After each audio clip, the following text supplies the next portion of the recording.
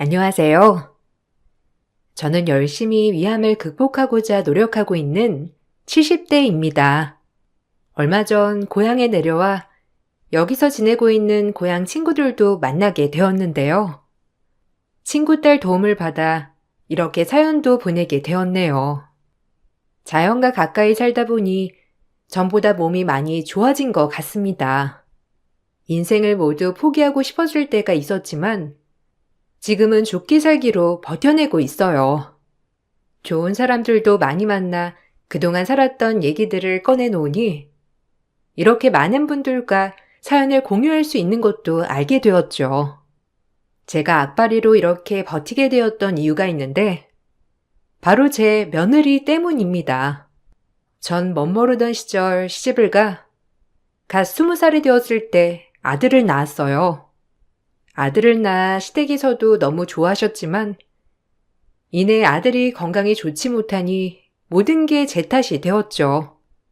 돌도 안 된 아이와 함께 내쫓기다시피 나오고 난 후에는 줄곧 저 혼자 아이를 키웠어요.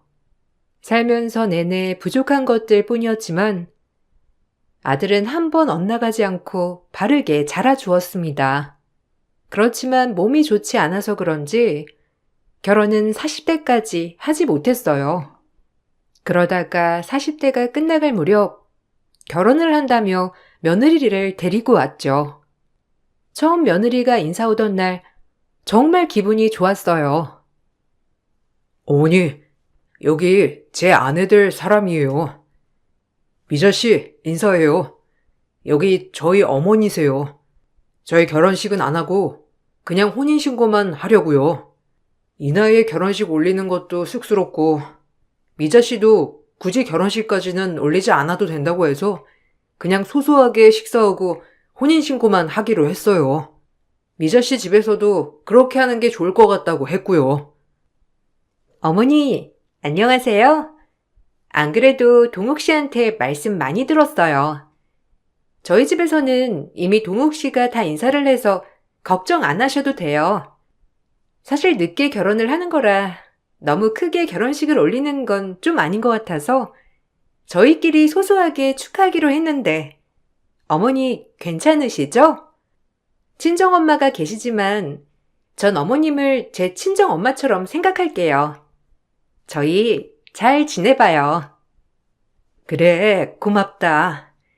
우리 아들이랑 결혼해 주겠다고 해서 내가 얼마나 고마운지 몰라. 나는 다른 거 필요 없고 우리 아들이랑 행복하게 잘 지내기만 해주면 바랄 거 없어. 건강하게 행복하게만 지내다오. 그럼요, 어머님. 걱정하지 마세요. 저랑 동욱 씨랑 잘 지낼게요. 어머님 걱정하시지 않게 잘 지낼 테니 걱정 붙들어 매세요. 늦은 나이 결혼이라 결혼식은 안 하더라도 양가 가족들 다 모여 식사 자리만 한번 마련할게요. 어머님 저희 앞으로 정말 잘 지내봐요. 살갑게 대하는 며느리를 보면서 아들이 잘 결혼을 하는구나 생각을 했었죠. 아들 부부는 혼인신고만 하고서 같이 살겠다고 했지만 그래도 전 결혼 사진은 하나 있어야 하지 않겠나 싶었어요. 아들에게 사진 촬영이라도 하라며 말을 했더니 아들은 괜찮다고 거절을 했죠. 그러다가 며칠 후 며느리가 혼자서 집에 저를 만나러 찾아왔던 적이 있었어요. 어머님, 저번에 어머님이 알아보라고 했던 결혼 사진이요. 제가 알아보고 왔어요. 그래도 상의는 드려야 할 것 같아서요. 동욱 씨는 혼인신고만 하고 살자고 해서 저도 그러자고 했는데 생각해보니까 어머님 말이 맞는 것 같아요. 그래도 결혼하는 건데 사진은 하나 있어야죠. 그나저나 요즘 동욱 씨랑 저랑 서로 의견이 안 맞아서 큰일이에요. 동욱이랑 무슨 일 있니? 동욱이가 원래 나한테 별 얘기는 안 해서 결혼 준비하는 것 때문에 다툰 거야? 왜? 동욱이가 결혼 사진도 찍기 싫다고 하니? 그건 너무 걱정하지 마. 내가 동욱이한테 잘 얘기해 둘 테니까. 아니요. 그런 것보다는 결혼 사진은 찍는다고 하는데요. 솔직히 신혼집 때문에 저희 요즘 많이 다투고 있어요. 어머님, 저 너무 속상해요. 저희가 어린 나이에 결혼하는 게 아니잖아요. 저는 그래도 좀 집은 사면 좋을 것 같다고 생각하거든요. 근데 동욱 씨는 매번 소소하게 시작하자고만 하고 어머님이 남편 설득해 주시면 안 될까요? 사실 주변에서는 늦게 결혼하는 것도 있지만 남편 몸도 약하고 그러니까 다들 걱정이 이만저만이 아니거든요. 이 소리 저 소리 들으면서 소소하게 시작하면 더 소리 많이 들을 텐데 당당하게 결혼하고 싶어요.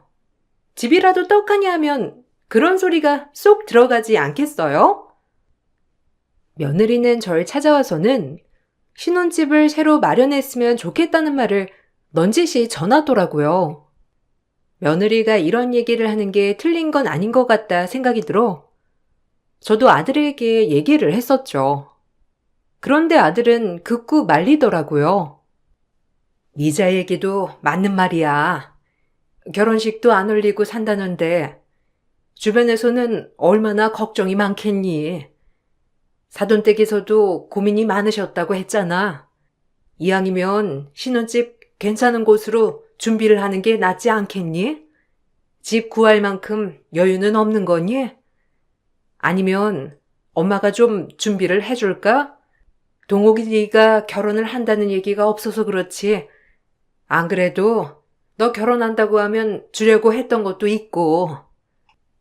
어머니, 신경 쓰지 마세요. 지금 집 구하는 건 너무 욕심인 것 같아요. 지금 지내고 있는 것도 사택이고, 어차피 직장 그만두게 되면 나오면서 집 구해야 하는데, 벌써부터 구할 필요는 없을 것 같아요. 미자 씨한테 여러 번 얘기를 했는데도, 결국 어머니 뵈러 와서도 그런 얘기를 꺼냈다니. 아무튼, 저희가 알아서 정리할 테니 너무 신경 쓰지 마세요. 동우가 너야 사택이고 지금껏 거기서 살았으니까 별 생각이 안 되겠지만 그래도 여자는 신혼인데 좀 깔끔하고 괜찮은 곳에서 시작하고 싶은 마음이 누구나 있기 마련이야. 미자 얘기 잘 들어줘. 결혼 준비하면서 결혼식도 안 올리고 그냥 산다는 게 얼마나 큰 결심인데. 알아요. 그래서 미자 씨한테도 나중에 퇴직하면 원하는 곳에 집 사서 가자고 말했어요. 제가 얼마나 더 일을 할지도 모르는 거고, 퇴직할 수도 있는 거고요. 다음 일을 어떤 일을 할지도 모르니까 지금부터 집 사는 건 너무 욕심일 것 같아서 그런 거예요. 미자 씨랑은 다시 얘기를 해볼게요. 아들은 퇴직을 하고 난 후에 집을 마련할 거라며 지금 집을 사는 건 너무 섣부른 선택인 것 같다고 하더라고요. 그 후로도 신혼집 때문에 트러블이 좀 있는 것 같았지만 그래도 둘이서 잘 맞춰 살아가는 것 같았어요. 아들은 어릴 적에 잔병치레가 많았고 특히나 알레르기가 있는 음식들이 많았어요. 음식을 먹을 때면 이것저것 꼼꼼하게 봐야 하니 까다로운 편이었는데 대부분 먹지 않는 이상 별다른 트러블이 없었지만 피부에 닿기만 해도 알레르기가 올라오는 재료도 있었어요. 어느 날은 집에 아들네가 왔는데 떡하니 주방에 아들이 심한 알레르기를 가지고 있는 복숭아를 가지고 왔더라고요. 놀라서 며느리에게 물어봤죠. 아, 어머님, 저 복숭아 엄청 좋아해요. 오다 보니까 과일 가게에서 복숭아 세일을 하고 있더라고요. 먹어보니 너무 맛있어서 몇 개 좀 사와봤어요. 어머님은 복숭아 별로 안 드셔보셨죠? 하나 드셔보세요. 엄청 맛있다니까요. 어머, 복숭아를 좋아하니? 아유, 근데 동욱이가 복숭아 털만 닿아도 알레르기가 있어가지고 말이야. 동욱이 옆에서는 복숭아 닿지 않아야 돼. 조금만 닿아도 바로 알레르기가 올라와가지고 얘가 어릴 적에는 그렇게 심하진 않았는데 나이가 들어서 그런지 요즘 더 심해진 것 같더구나. 워낙 얘가 예민해서 그런가 봐. 조금만 조심해주면 될 것 같아. 에이, 어머님. 저희 나이 또래에 저 정도 알레르기 있는 사람 거의 없어요. 남편 알레르기 많은 거 알고는 있지만 같이 살려면 이런 것도 어느 정도 감수는 해야 하지 않겠어요? 솔직히 어머님이 너무 아들을 감싸 키웠어요. 알레르기가 있어도 좀 먹어봐라 이래야지. 너무 아들을 감싸 키웠다니까요? 강하게 키워야죠. 제 주변에는 알레르기 있는 사람 한 명도 없어요. 남편이 너무 유난이라니까요. 어머님이 40년 넘게 극복 못한 거 제가 이번에 싹 낫게 해줄게요. 며느리는 아들 앞에서 대놓고 과일을 잘라 먹더라고요. 아들은 질색팔색하면서 피했는데 며느리는 웃으면서 이렇게 해야 저절로 낫는다며 오히려 더 가까이서 과일을 손질했죠. 이 때문인지 결국 아들 피부 가려움이 심해지더니 응급실까지 가게 되었어요. 겨우 가라앉았다는 아들의 말을 들으니 며느리한테 한 소리를 해야 되겠다는 생각이 들더라고요. 미자야, 네가 남편 생각하는 마음은 잘 알고 있지만 이번에는 좀 심했어. 아들이 피부 알레르기가 심하게 올라오면 이게 기도도 막고 위험하다더라고. 이번에는 빨리 응급실 가서 괜찮았는데 다음에는 좀 조심해줬으면 좋겠구나. 아들이 몸이 약해서 요즘은 이것저것 더 심하게 반응한다더라고. 예전에는 그래도 덜했는데 이젠 나이도 있잖니.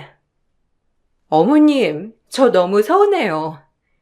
제가 일부러 그런 것도 아닌데 굳이 저한테 이렇게까지 말씀을 하셔야 되겠어요? 저도 남편이 그럴 정도로 심할 거라고는 생각은 못했어요. 남편한테도 미안하다고 하고 사과했는데 어머님한테 또 이런 소리까지 들어야 하다니. 아니, 내 말은 네가 잘못했다 이런 걸 얘기하려고 하는 게 아니라 조금 조심해야 되겠다고 말하려는 거였어. 아들이 워낙 민감하고 예민하다 보니까 내가 더 신경을 썼어야 하는 건데 같이 지낸 지 얼마 안 됐으니 모를 수도 있지. 어쨌든 앞으로는 좀 더 조심해야 될 것 같아. 네, 이 정도일 줄이야 생각도 못했네요. 몸이 약하다는 건 알았는데 고작 과일 옆에 있었다고 바로 가려울 정도라니. 이런 것까지 일일이 다 챙겨야 하면 제가 너무 신경 쓸 게 많은 것 같아요. 그렇죠, 어머니? 전 며느리가 그래도 그 다음에는 조심할 거라 생각을 했어요. 그런데 그 이후로도 며느리는 아들 알레르기를 고쳐보겠다는 생각이었는지 종종 알레르기가 있는 음식을 아들에게 몰래 먹여 난리가 나곤 했었죠. 아들도 나이가 있어 전보다 반응이 더 심하게 오기도 했고 그런 일들이 종종 있으니 며느리한테 서운한 마음도 들게 되더라고요. 그래도 몸 약한 아들을 장가 보냈으니 전 미안한 마음이 더 컸고 며느리에게는 뭐라고 제대로 말을 꺼내진 못했어요. 그러던 중 아들이 다니고 있던 회사가 구조조정을 하게 되면서 아들은 명예퇴직을 하게 되었어요. 급하게 집을 알아봐야 하는 상황이었는데 갑자기 아들이 저희 집으로 들어오면 안 되냐고 하더라고요. 혹시 엄마 걱정 때문에 합가하겠다고 하는 거면 절대로 그러지 말어. 네가 독립한 지 20년이나 되었는데 무슨 이제 와서 같이 사니? 지금껏 나 혼자서도 잘 살았으니까 이제 결혼했다고 합가하겠다느니 이런 생각이면 그럴 필요 없어. 니들 둘이 잘 의논해서 지역도 결정하고 집도 결정하렴. 혹시라도 부족하면 엄마가 도움을 줄 수는 있으니까. 아니, 그게 아니라요. 어머니, 사실 집을 구하지 못할 것 같아요. 와이프한테 그동안 모아뒀던 돈 계좌를 넘겨줬는데 그걸 홀라당 친정에 가져다 줬다고 하더라고요. 급한 일이 있었다면서 1년만 쓰고 다시 주겠다고 했다는데, 아휴, 지금 당장 집을 구해야 하는데, 직장도 없는 상황에서 대출받기도 그렇고, 언제 돈을 돌려받을 수 있을지도 모르겠고요. 지금껏 모은 돈을 다? 미자랑 얘기는 해본 거니? 다 빌려준 게 아닐 수도 있잖아. 조금이라도 남아있으면 그거랑 엄마가 가지고 있는 돈이랑 합쳐서 일단은 작게나마 집을 구해야지. 여기 들어오면 나도 그렇지만 니들도 불편하고 그러지 않겠니? 지금으로서는 그 방법이 제일 최선인 것 같아요. 어머니만 불편하지 않으시면 저희 일단은 들어가서 살게요. 나중에 돈 돌려받으면 그때 다시 집 구해야죠. 어쩌겠어요. 어머니한테 말하겠다곤 했는데 와이프가 뭐라고 할지는 모르겠네요. 일단 그렇게 알고 계세요. 그렇게 아들 내외는 저희 집으로 들어와 살게 되었어요. 아들은 퇴직을 한 후에 바로 새 직장을 다시 구해서 일을 시작했어요. 알고 보니 며느리는 결혼을 하고 난 후에 다니던 직장도 이미 그만둔 상황이더라고요. 며느리도 같이 일을 해서 생활비를 보태면 좋겠다고 생각은 했지만 그렇다고 제가 강요할 순 없었어요. 어느 날 다 같이 모여 밥을 먹는데 며느리가 뜬금없이 말을 꺼내더라고요. 여보, 이번 달 생활비도 빠듯하고 여보 어차피 일찍 끝나니까 끝나고서 투잡 뛰는 거 어때? 보니까 저녁에 아르바이트 하는 사람들도 많던데 배달이라도 하면 좋잖아. 별로 힘든 일도 아니고 일찍 끝나가지고 집에 그냥 있는 것보단 나을 것 같은데 한번 생각해봐. 나보고 투잡을 뛰라고? 왜 그렇게까지 해야 하는 거야? 생활비가 전보다 적어지긴 했지만 모자라진 않는 거 아니야? 내가 저축하고 있던 것도 안 내도 된다고 했고, 그러면 지출하는 게 줄어들었을 건데 왜 갑자기 투잡을 얘기해? 우리 집에 지금 입이 셋인데 어떻게 세 식구 생활비를 당신 돈으로만 해결하라는 거야. 당신은 살림을 안 하니까 모르는 거지. 전보다 돈도 줄어들었는데 어른 3명 입을 다 해결하라고? 거기다가 당신은 먹는 것도 까다롭잖아. 허구한 날 이건 안 된다 어쩐다 하면서 그 까다로운 입 맞추려고 하면 장 보는 것도 어디 쉬운 줄 알아? 아이고, 됐다. 내 생활비는 내가 알아서 내놓을 테니 신경 쓰지 말고 니들 두 식구 생활비만 신경 쓰면 돼. 그리고 여기 공과금이나 이런 건 내가 다 낼 테니까 그냥 너희들 식비만 생각하고 집 마련할 것만 생각하면서 저축하렴.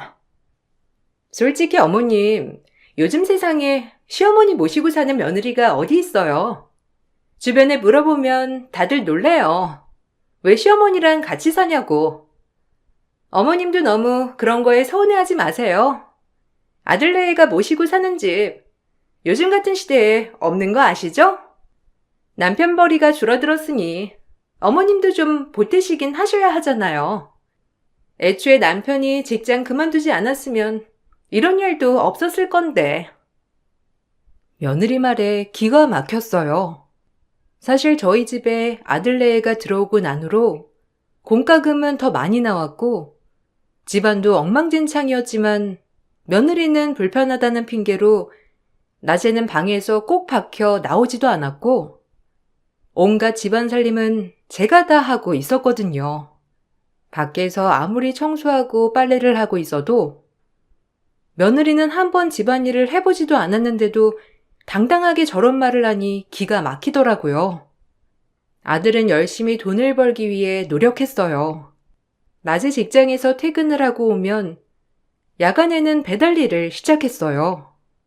그런데 며느리는 아침 출근할 때도 그렇지만 저녁에 아들이 끝나고 집에 와서도 한 번을 배웅하거나 나와보질 않았어요. 매번 잠을 자느라 깨어있지 않더라고요. 미자야, 요즘 보니까 새벽에 자꾸 깨나서 거실에서 TV 보는 것 같던데 그래도 아침에 동욱이 나갈 때 같이 깨나서 배웅이라도 해주면 좋지 않겠니? 아침에 깨는 게 힘들면 아니면 동욱이 오기 전까지만이라도 저녁에 깨어있는 건 어떠니? 요즘 통 너희 둘이 얼굴 보는 시간도 별로 없는 것 같아서 그렇게라도 얼굴 보는 게 나을 것 같지 않니? 어머님, 어떻게 그렇게 해요? 남편은 아침 새벽부터 출근하는데 제가 그 시간에 깨나서 뭐 하라고? 저녁에도 너무 늦게 들어오잖아요. 저는 아침이랑 저녁에는 잠이 많아서 못 깨어 있어요. 솔직히 이렇게 사는 거 다 남편이 만든 거잖아요. 회사에서 그냥 끝까지 버티고 있으면 될걸. 명예퇴직은 왜 신청해서는? 저녁에도 일하는 건 다 남편 탓이니까 저보고 배웅 바라지 마세요. 아니, 아무리 그래도 너희들 같이 으쌰으쌰해서 얼른 돈 모아 집도 마련해야 할 거 아니니. 아들이 요즘 기운도 통 없는 것 같고 피곤해 보이는데 나보다는 와이프인 네가 옆에서 힘주고 응원해주면 더 좋지 않겠어? 어머님이 그렇게 말씀하시면 저 너무 서운해요. 제가 뭐 집에서 노나요? 남편이 벌어오는 그 작은 돈으로 어떻게 돈 모아야 하나 엄청 고민해야 하고 살림도 해야 하고 제가 오죽하면 새벽에 잠이 안 와서 깨어 있겠어요. 다 남편 때문에 제가 불면증 생긴 거라니까요. 남편이 멀쩡히 직장 다닐 때는 이런 걱정 한 번 해본 적도 없어요. 그리고 남편도 그렇게 해달라고 안 하는데 어머님이 그러라고 하는 건 좀 선 넘으신 것 같아요. 며느리의 당당한 태도에 말문이 막히더라고요. 며느리는 아들이 자기 밥보다는 엄마 밥을 더 좋아할 거라며 매번 저에게 밥을 차려달라고 요구했고 청소나 빨래도 제대로 하지 않았죠. 가끔 제가 몸이 좋지 않아 힘들어할 때면 며느리는 배달을 시켜주곤 했는데 그럴 때마다 좋은 며느리 둬서 배달 음식도 먹어보는 거 아니겠냐고 하더라고요. 어느 날은 며느리가 저에게 뜬금없이 보험 수익자를 물어보기도 했어요. 어머님, 혹시 남편 지금 가입한 보험 수익자가 다 어머님으로 되어 있어요? 이번에 서류 좀 정리하다 보니까 발견했는데 온통 다 어머님이 보험 수익자로 지정되어 있네요. 거기다가 가입도 죄다 어머님이 하셨던데. 그래도 이제 결혼했는데 수익자는 변경해야 하는 거 아니에요? 저는 남편이나 어머님이 아무런 말도 안 하길래 보험 가입 안 되어 있나 했더니만 아, 그건 아니야. 내가 굳이 나한테 수익자 지정한 건 아니었고 그게 아들 젊었을 때 가입을 했던 거라서 그때야 남편도 없었고 아들도 결혼을 안 했으니 그냥 당연하게 나로 지정했던 거지 뭐. 나도 보험은 신경 안 쓰고 있었는데 그러고 보니 보험 수익자도 변경을 해야 되는 거구나. 어떻게 어머님이 모르실 수가 있어요? 보험금도 어머님 계좌에서 빠지고 있었던 건데 그냥 저한테 주기 싫으신 건 아니세요? 서운해요 정말. 말이라도 좀 해주시지. 이번에 남편 보험 가입하려고 보니까 생각보다 잘 가입되어 있다고 해서 찾아봤더니만 죄다 어머님이 수익자시던데요? 이제 결혼했으니까 저로 바꿔주세요. 남편한테 말했더니만 안 된다고 말하던데 어머님이 좀 바꾸자고 말이라도 해주세요. 며느리는 뜬금없이 보험 수익자를 본인으로 바꿔달라고 했죠. 저는 별 생각 없이 아들에게 그러자고 했지만 아들은 어쩐 일인지 절대 바꿀 수 없다고 고집을 부리더라고요. 며느리는 계속해서 저에게 수익자 변경을 해달라고 했고 전 아들이 반대해서 어쩔 수 없다고 하자 며느리는 서운하다고 했었어요. 이때는 정말 대수롭지 않게 생각하고 지나갔었는지 이제와 생각해보니 소름 돋는 일이었더라고요. 어느 날부턴가 며느리는 갑자기 부지런해지기 시작했어요. 아들 건강이 점점 안 좋아지는 것 같다면서 야간에 일을 하러 가기 전에 주스를 갈아서 주기 시작했죠. 주스 가는 거 귀찮지 않니? 내가 옆에서 재료 다듬는 거라도 도와줄까? 요즘 네가 아들을 잘 챙겨서 그런가? 아들이 요새 활기가 넘치는 것 같아서 보기 좋아. 고마워.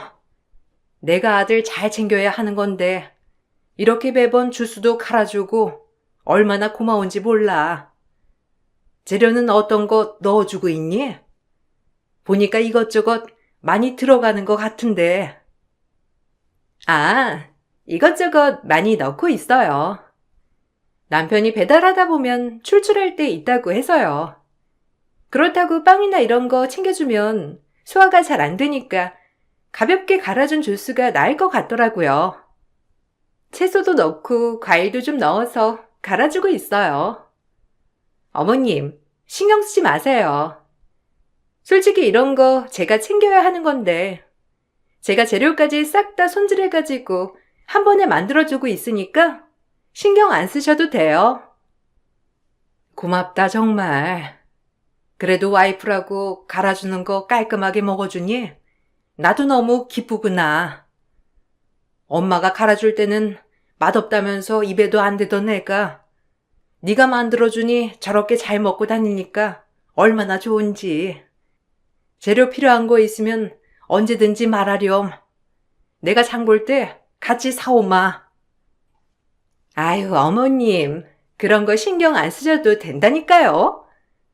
이런 거 부르는 곳이 따로 있어가지고 거기서 한 번에 주문하면 돼요.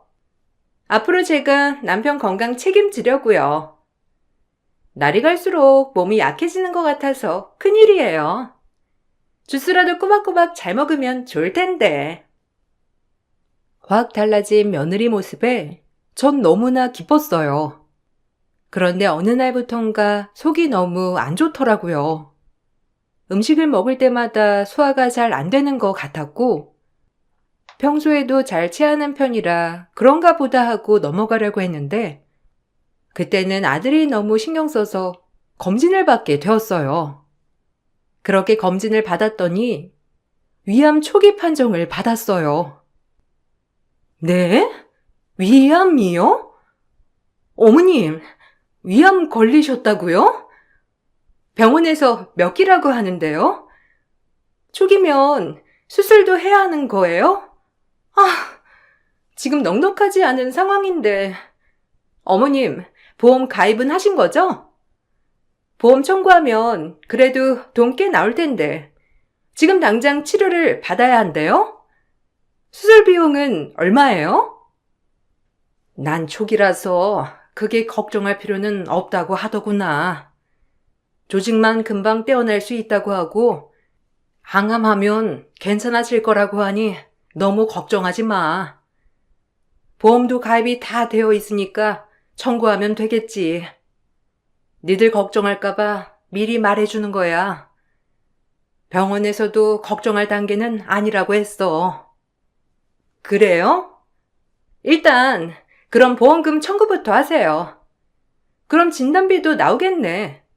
아우, 또 큰돈 들어가게 생겼네. 저번에 어머님 검진 받는다면서 검진 비용 낼 때도 후들후들하면서 냈는데. 항암은 여러 번 받아야 하는 거 아니에요? 그거 다 보험으로 처리가 되나 모르겠네. 지금 이 상황에서 돈 얘기가 나와? 지금 발견한 것만으로도 다행이지. 자꾸 왜 돈동 거리는 거야? 엄마 보험도 다 가입되어 있고 초기라서 괜찮다고 하잖아. 그걸 다행이라고 생각해야지. 당신 왜 그런 식으로 말을 해? 됐다. 다투지 말아라. 내 걱정은 안 해도 되고 병원에서도 지금 심각한 상황은 아니라고 하니 일정만 바로 잡히면 치료 시작한다고 하니까 걱정하지 마. 꾸준히 치료받으면 나아진다고 하니까 신경 쓸 필요 없어. 위암 초기 판정을 받았다는 사실을 전하자 며느리는 바로 돈 걱정부터 하더라고요. 제가 검진을 받을 때도 검진 비용이 비싸다면서 굳이 받아야 하냐고 말렸던 며느리였는데 암으로 항암을 해야 한다는 소식을 들으니 바로 비용부터 확인을 했죠. 서운한 마음이 들었지만 그래도 아들 외벌이에 아들이 이 비용까지 본인이 내겠다고 하니 마음이 심란해 그럴 수도 있겠다는 생각이 들었어요. 전 얼른 몸을 추슬러야 되겠다 생각을 했어요. 그런데 안 좋은 일은 겹쳐서 일어난다더니만 아들이 갑작스럽게 사고로 죽게 되었어요. 야간에 배달을 하다가 사고가 났다며 전화를 받았는데 그 이후로 어떻게 장례를 치렀는지 기억도 안 날 정도로 전 크게 좌절을 했어요. 그런데 며느리는 너무나도 태연하더라고요. 장례도 갑자기 2일장으로 빨리 치러지게 되었죠. 미자야, 왜 이렇게 우리 아들 빨리 보내는 거니? 며칠만 장례라도 제대로 치르고 보내주자꾸나. 사고가 왜 났는지도 아직 확실해진 것도 아니고 경찰도 조금 더 조사를 해봐야 한다고 하는데 이렇게 빨리 장례를 치러도 되는 거니?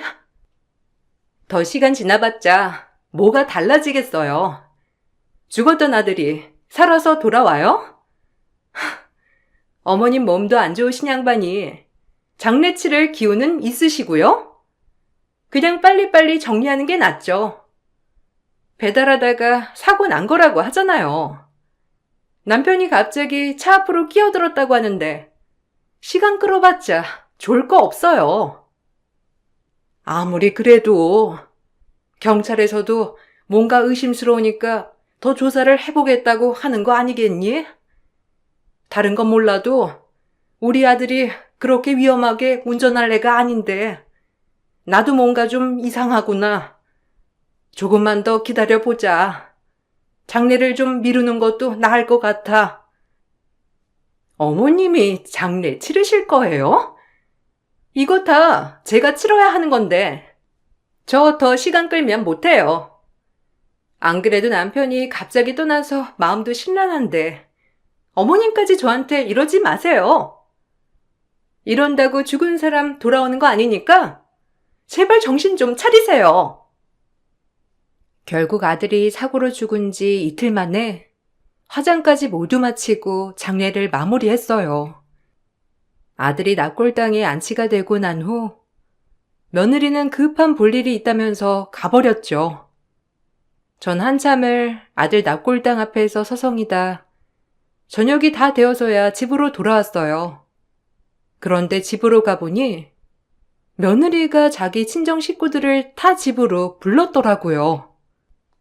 아니, 이게 지금... 미자야, 너희 식구들 오늘 여기로 오기로 한 거니?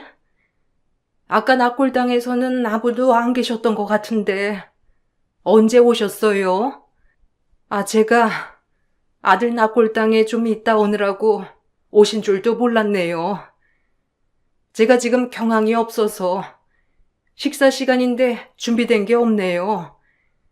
며느라, 오늘은 네가 식구들이랑 나가서 식사를 하고 오너라. 나는 집에서 대충 챙겨 먹을 테니. 죄송하지만 제가 지금은 신경 쓸 만한 상황이 아니라서요. 무슨 소리 하는 거야, 이 아줌마? 위암인데 뭘 처먹겠다고 기어들어와? 아줌마, 여기 이제 제 집이거든요? 남편 죽었으니 남편 이름으로 된 이 집 제 거란 거 아시죠? 아줌마랑은 이제 남이니까 당장 이 집에서 나가세요. 뭐? 지금 뭐라고 했니? 이 집에서 나가라고? 아줌마? 너 지금 제정신이니? 이 집이 그리고 왜 네 집이야? 그래, 내가 이상하다고 생각을 했어. 이 집 차지하려고 그렇게 아들 일찍 보내려고 한 거니? 고작 내가 이 집 차지하려고 그랬을까 봐요? 아줌마, 이제 아줌마 지켜줄 아들 없어. 불쌍해서 봐줬더니만. 아들 죽었으니 당신이랑 나랑은 이제 남남이지 뭐. 가족이라는 둥 이러면서 챙겨달란 소린 안 하겠지? 아줌마, 짐은 내가 보내줄 테니까 내 집에서 나가! 당황해 서 있는 제 팔을 며느리 친정 식구들이 끌고선 밖으로 절 내쫓았죠. 아들을 잃은 슬픔에 몸을 가누기도 어려웠던 전 아무런 저항 없이 쫓겨나고 말았어요. 며느리의 실체를 알고 나니 무엇보다 멍청했던 절 원망하게 되더라고요. 아들 납골당에 찾아가 그 앞에서 목 놓아 오열하고 있는데 누군가가 제 어깨를 두드렸죠.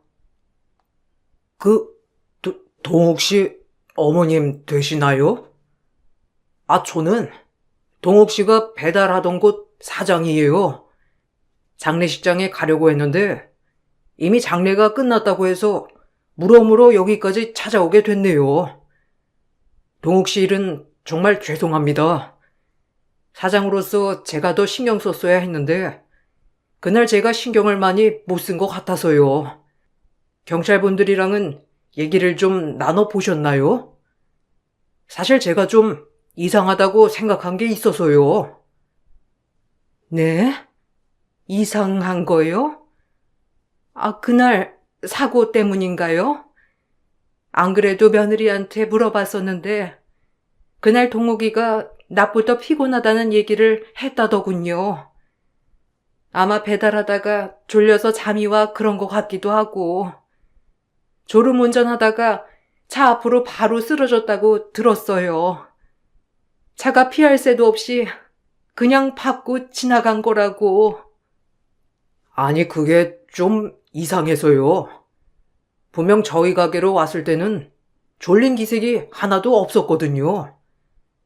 그리고 피곤하다고 하면 저희도 굳이 배달을 안 시키고요.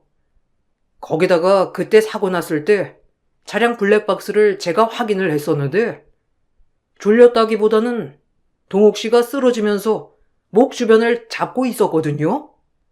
그래서 이상하다고 생각해서 장례식장에 그 영상 가지고 갔었는데 이미 장례가 끝나 있더라고요. 동욱 씨 알레르기 있다는 거 저도 알고 있거든요. 혹시나 싶어서 배달 가기 전에 먹었던 주스통을 제가 수거해 오긴 했어요. 아들이 배달 알바를 하던 곳 사장은 배달을 가기 전에 며느리가 준 주스를 마시고 바로 출발했다며 뭔가 수상하다고 말을 하더라고요. 전 그 통을 가지고 경찰서로 향했어요. 얼마 뒤 며느리는 경찰 조사를 받게 되었습니다. 며느리가 줬던 그 주스병에서 아들이 심하게 알레르기를 가지고 있었던 재료가 나온 거였어요. 며느리는 절대 아니라고 잡아댔지만 아들이 사고 나기 얼마 전 보험 가입을 새로 들었던 내역, 보험 수익자를 본인으로 바꾸려고 여러 번 통화를 했던 내역이 있었죠. 알고 봤더니 며느리는 이미 보험 사기로 그 전에 처벌을 받은 이력이 있더라고요. 아들이 애초에 건강이 좋지 않다는 걸 알고서 며느리는 결혼까지 했던 거였고 여러 번의 시도 끝에 아들을 죽음으로 몰아넣었던 거였어요. 며느리는 핸드폰으로 알레르기 사망 사례를 수차례 찾아봤었으며 장례도 빨리 치렀던 이유 역시 시신을 화장하면 부검도 하지 못하니 그냥 지나칠 수 있을 거라 생각을 했던 거였어요. 배달업체 사장이 아니었다면 정말 끝까지 모른 채 지나칠 수 있었던 거였죠. 며느리는 그렇게 징역형을 받게 되었고 현재도 수감 중에 있답니다. 처음 저 역시 아들의 곁으로 따라가려고 했지만 배달업체 사장이 저에게 해줬던 말 때문에 지금 이렇게 꿋꿋하게 버티고 있답니다. 아들은 저와의 세계 여행 때문에 며느리와 다투면서까지 싫다고 했던 배달 투잡을 시작한 거였더라고요. 평생을 몸 약한 본인 때문에 여행 한번 제대로 못 해봤을 저에게 더 늦기 전에 선물을 해주고 싶다며 그렇게 배달하며 번 돈은 통장을 따로 마련해 모아두고 있었어요. 아들의 그런 마음을 알고 전 세상을 등지려고 한 결심을 잠시 접어뒀답니다. 그렇게 고향으로 내려와 요양하며 건강을 챙기고 있어요. 지금은 좋은 친구들과 전국 여행을 계획하고 있답니다. 다시 아들을 만나게 된다면 덕분에 좋은 여행 했다고 꼭 말할 수 있었으면 좋겠네요. 제 얘기 들어주셔서 감사드립니다. 얼마나 남아있을지 모르는 삶을 더 가치 있게 지내보려고요. 여러분들도 건강하시길 바랍니다. 안녕하세요. 40대 여성이에요. 어떻게 써 내려가야 할지 모르겠지만 열심히 써볼게요. 결혼 후 3년 만에 얻은 귀한 아들을 유산한 뒤 남편과의 사이는 극악에 치달았어요. 남들은 쉽게도 되는 임신이 그 이후에 저에겐 정말 어려운 임신이더라고요. 몇 번의 노력을 했지만 쉽게 생기지 않는 아이 때문에 늘 스트레스를 달고 살았어요. 하지만 시부모님은 오히려 마음을 편하게 먹으라며 저를 토닥여 주시는 분들이었죠. 남편이 미운 적도 많았지만 시어머니 때문에 참을 수 있었답니다. 다 때가 있는 거야.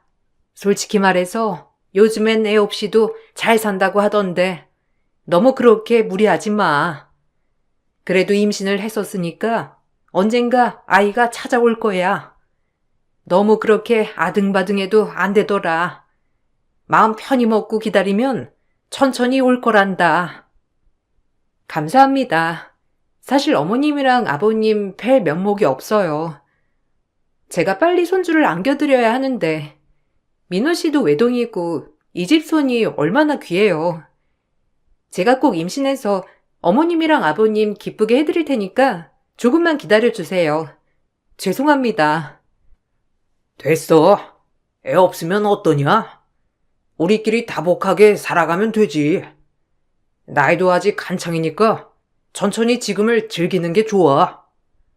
그리고 네 머리 유전자에 우리 민호 비주얼이면 아주 금상첨화 같은 아이가 나올 거니 마음 편히 먹고 기다려.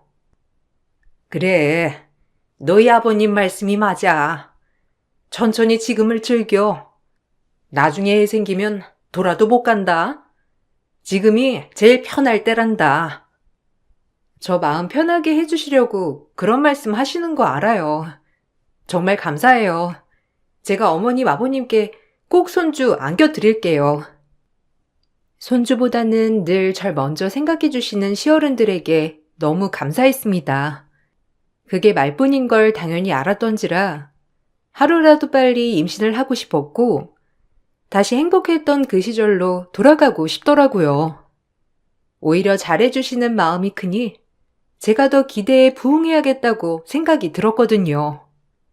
이 마음을 먹고 나서 전 유산을 하고 그 유산 때문에 틀어진 남편과의 사이를 임신만 되면 모든 걸 다 되돌릴 수 있을 것 같았어요. 그렇게 남편에게 전 하루라도 빨리 노력을 해보자고 애원을 하게 되었어요. 저 역시 제 핏줄을 가지고 싶었기도 했고 유산의 아픔이 꽤 컸던지라 이 아픔을 떨쳐버릴 것은 임신밖에 없다고 생각하였죠. 우리 병원 가보자. 자연 씨도 할 만큼 한 것 같아. 내 친구도 시술해서 아이 생기고 했거든? 문제가 뭔지 파악하고 고치면 되는 거지. 나 이렇게 살고 싶지 않아. 당신이랑도 예전처럼 잘 지내고 싶어. 우리가 이렇게 지내면 되겠어? 병원 안 간다니까. 그리고 자연으로도 생기지 않으면 어쩔 수 없는 거지. 난 시술 같은 거 안 해. 그게 웬 수치냐? 당신도 나 임신했을 때 좋아했잖아. 갑자기 왜 그래? 당연히 난임이면 병원의 도움을 받아서 애를 가져야 하는 거 아니야? 나 정말 어머님 아버님한테도 죄송스럽고 우리 사이도 예전으로 돌아가고 싶어. 그러니까 우리 노력해보자. 네가 받아들여. 그냥 솔직히 애도 못 나오면 이 정도는 희생해야 하는 거 아니야? 난 문제 없으니까 다 네 책임이라고. 이렇게 애가 쉽게 들어서지 않는 줄 누가 알았겠냐?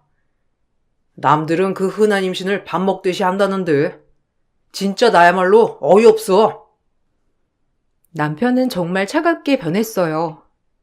그럼에도 제가 남편을 끝내 놓지 못했던 건 제가 유산하기 전까지 연애 때부터 단 한 번도 저에게 싫은 소리를 하지 않았고 늘 다정다감한 남편이었거든요. 지금은 아이 잃은 충격에 저렇게 변한 거다라고 제 자신을 토닥이고 있었어요. 하지만 그렇게 생각했던 것도 잠시 남편은 외도를 하고 있었고 혼외자까지 만들어 왔습니다. 그러면서 뭐가 그렇게 당당한지 이혼은 하지 않겠다고 저에게 말을 하였고 그 말을 들으니 황당하면서 어이가 없었어요.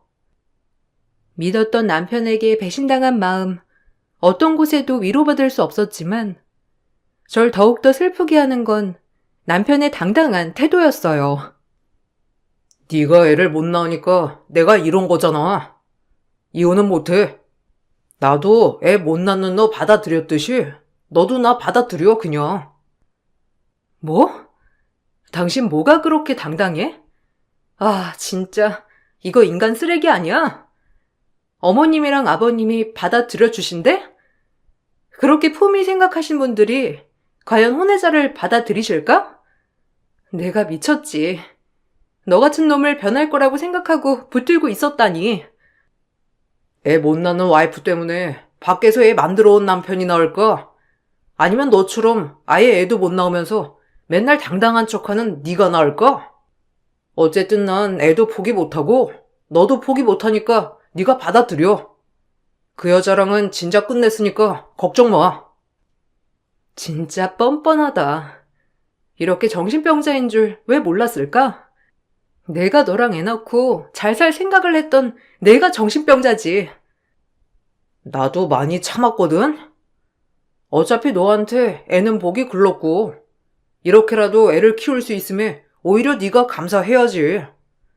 너 애 갖고 싶었다며? 오히려 너 몸 안 상하게 애 데리고 왔으면 더 좋아해야 하는 거 아니냐? 진짜 어이가 없어서. 진작 너랑 끝냈어야 했는데 내가 무슨 부귀영화를 누리겠다고 네 옆에 있었는지 모르겠다. 난 너랑 이혼할 거야.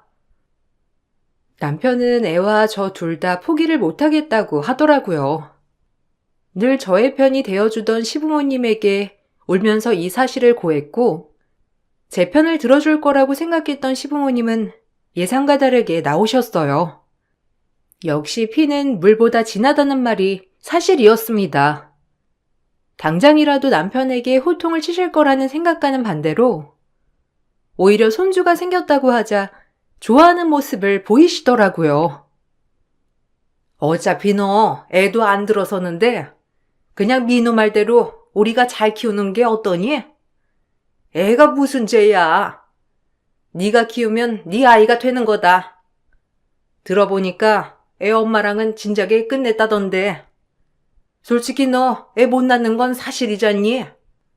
우리가 아무리 기다린다고 하더라도 3년이면 심하긴 한 거야. 어느 시댁에서 이런 걸 기다려주니? 너무 비노탄만 할 것도 아니야. 어머님, 어떻게 말씀을 그리 하세요? 아버님이 밖에서 애 만들어 오셨어도 그렇게 넘어가실 수 있겠어요? 정말 실망이네요. 아니 뭐야? 내가 좋게 말했으면 알아들어야지. 애도 못 낳는 게 어디서 뻔뻔하게 큰 소리야? 옛날 같으면 당장 소박 맞는 건데 민호가 널 그렇게 아끼니까 데리고 있었던 거야. 알아? 뻔뻔해도 유분수지. 무슨 애가 이렇게 당당하기래? 네 시어머님을 들린 거 하나도 없어. 그냥 받아들여라. 우리도 너 받아들였잖니? 애도 못 낳는데 이 정도로 아껴줬으면 너도 이 정도는 해야 하는 거 아니냐? 민호도 오죽했으면 그랬겠어. 네 애다 생각하면 또 예쁠 거야. 가난 아기잖니. 남들은 입양도 한다는데 어차피 민호 핏줄이고 네가 입양했다고 생각해. 우리도 그럼 더 이상 아무 말 안 하마. 그 여자랑은 끝냈대. 제 어머니 아버지라고 생각하면서 여태까지 모셨는데 어머님 아버님도 민호 씨랑 별반 다를 게 없네요. 너만 굽히면 될 일이야. 우리가 너한테 좀 잘했니? 그냥 그걸 봐서라도 한 번만 눈 감고 넘어가면 되잖아. 내 말이 틀려? 우리도 너한테 할 만큼 한 것 같다. 그러니까 고마워하고 그냥 이번 일은 눈 한 번 감고 넘어가자. 내가 이렇게 부탁할게. 부탁이 아니라 통보처럼 들리는데요? 저 절대 민호 씨랑 더 이상 못 살아요. 제가 가진 모든 걸 동원해서라도 이혼할 거예요. 모두가 뻔뻔하게 저보고만 받아들이라고 하더라고요. 그저 전 애를 못 낳으니 참아야 한다는 거였어요. 너무 속이 상해 엄마만이 생각이 났습니다. 늘 건장하시던 엄마였는데 제가 유산을 하고 얼마 안 됐다가 치매 판정을 받으시고 요양원에 모셨었거든요. 어떤 날은 제정신이시기도 하고 어떤 날은 딸도 못 알아보는 날도 있었지만 그래도 엄청 심한 치매는 아니었어요. 오히려 정신이 뚜렷하실 때가 더욱더 많이 계셨고 엄마가 원해서 요양원에 모시게 된 거랍니다. 엄마는 건강하셨을 때도 딸밖에 모르시던 분이라 이런 날 엄마가 너무 생각이 났어요. 그리고 전 엄마를 만나러 요양원에 갔고 그곳에서 남편을 만났어요. 당신이 여긴 웬일이야? 애인이나 챙겨. 뭘 이런 데까지 오고 그래? 나 엄마랑 둘이 있고 싶으니까 가줄래? 아마 우리 엄마가 멀쩡하셨다면 이 얘기를 듣고 당장 이혼하라고 했겠지. 엄마 생각하는 척 하지 말고 당장 내 눈앞에서 사라져. 장모님, 자주 찾아오지 내가. 당신이랑 사이도 그렇게 되고 싶어서 그랬겠어? 나도 미안해. 근데 오죽하면 그랬겠냐? 너랑은 점점 틀어지지. 나도 숨 쉴 구멍이 필요했다고. 정말 한 번 실수였어. 진작 미안하다고 했어야 했는데. 미안하다. 그래도 나한테 핏줄이 어떤 건지 알잖아. 그 여자랑은 진짜 끝냈으니까 애만 데리고 올 수 있게 해줘. 너한테 잘할게. 그때는 너무 화가 나서 막말했어. 미안해. 생각해보니까 네가 얼마나 황당할지. 그래도 그동안에 나를 봐서라도 한 번만 봐줘. 우리 엄마한테 자주 왔다고? 당신이? 왜 나한테 말도 안 하고. 아니 그것보다 나 마음 안 굽히니까 연기하지 마. 남편은 휠체어에 탄 엄마 앞에서 저에게 무릎을 꿇으며 애원을 하기 시작했고 평생 저에게 충성을 할 것을 다짐했어요. 엄마는 이게 무슨 일이냐며 그날은 정신이 돌아오셔서 이런저런 말씀을 하셨고 엄마를 보자 눈물이 쏟아져서 혼났습니다. 건강하시다면 오히려 호통을 치셨을 엄마지만 오락가락 하실 때가 있으시니 엄마는 이게 뭔 상황인가 싶으신 표정이었어요. 아니, 김서방이 왜 그래? 김서방이 너한테 실수할 일이 뭐가 있다고? 얼른 일어나. 너 뭐하니? 당장 일으켜 세워. 엄마, 나 어쩌면 좋을까? 김서방이 밖에서 애 나와왔대. 나 어떻게 해야 해? 엄마가 답 좀 줘봐. 방법 좀 알려줘. 아저씨, 누구세요? 짜장면 사주세요. 보기 짜장면 먹고 싶어요. 아줌마, 일어나요. 우리 짜장면 먹으러 가요. 엄마, 정신 차려. 왜 자꾸 왔다 갔다 하는 거야? 안 그래도 나 너무 힘든데 엄마까지 이래야겠어? 나 진짜 속상해. 정신이 돌아오신 것도 잠시 다시금 어린아이가 돼버린 엄마였고 하염없이 눈물이 나오더라고요. 그리고 차마 내 옆에 이렇게 엄마가 있지만 기댈 수 있는 그 누군가가 없다는 생각에 외로웠어요. 그걸 아는지 남편 또한 저에게 절실히 매달리며 잘하겠다고 단언을 하였답니다. 이러지도 저러지도 못하면서 진정성 있게 사과하는 남편에게 마음이 기울어지기 시작했어요. 오랜 난임에 지치기도 했었고 냉대하는 남편에게도 지쳤었던 날들이라 그런지 그런 따뜻한 한마디가 제 마음을 움직이더라고요. 나한테 이렇게 아픔 주고 속이 시원하니? 그래도 그렇지 어떻게 혼외자를 정말 힘들게 하는 것도 가지가지다. 내가 진짜 잘할게. 나 알잖아. 원래 너한테 다정했던 거. 애만 받아들여주면 너한테 더 잘할 거니까 제발. 내 인생에서 마지막이야. 이젠 그 어떤 일도 용서 안 해. 그러니까 명심해. 한 번 바람 피운 놈 나 안 믿어. 그러니까 더 잘하라고.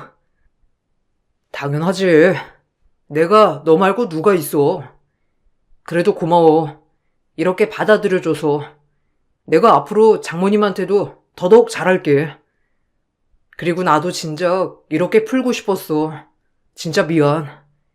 내가 미안하다고 하는 말도 고깝게 들리겠지만 진심만은 알아줘.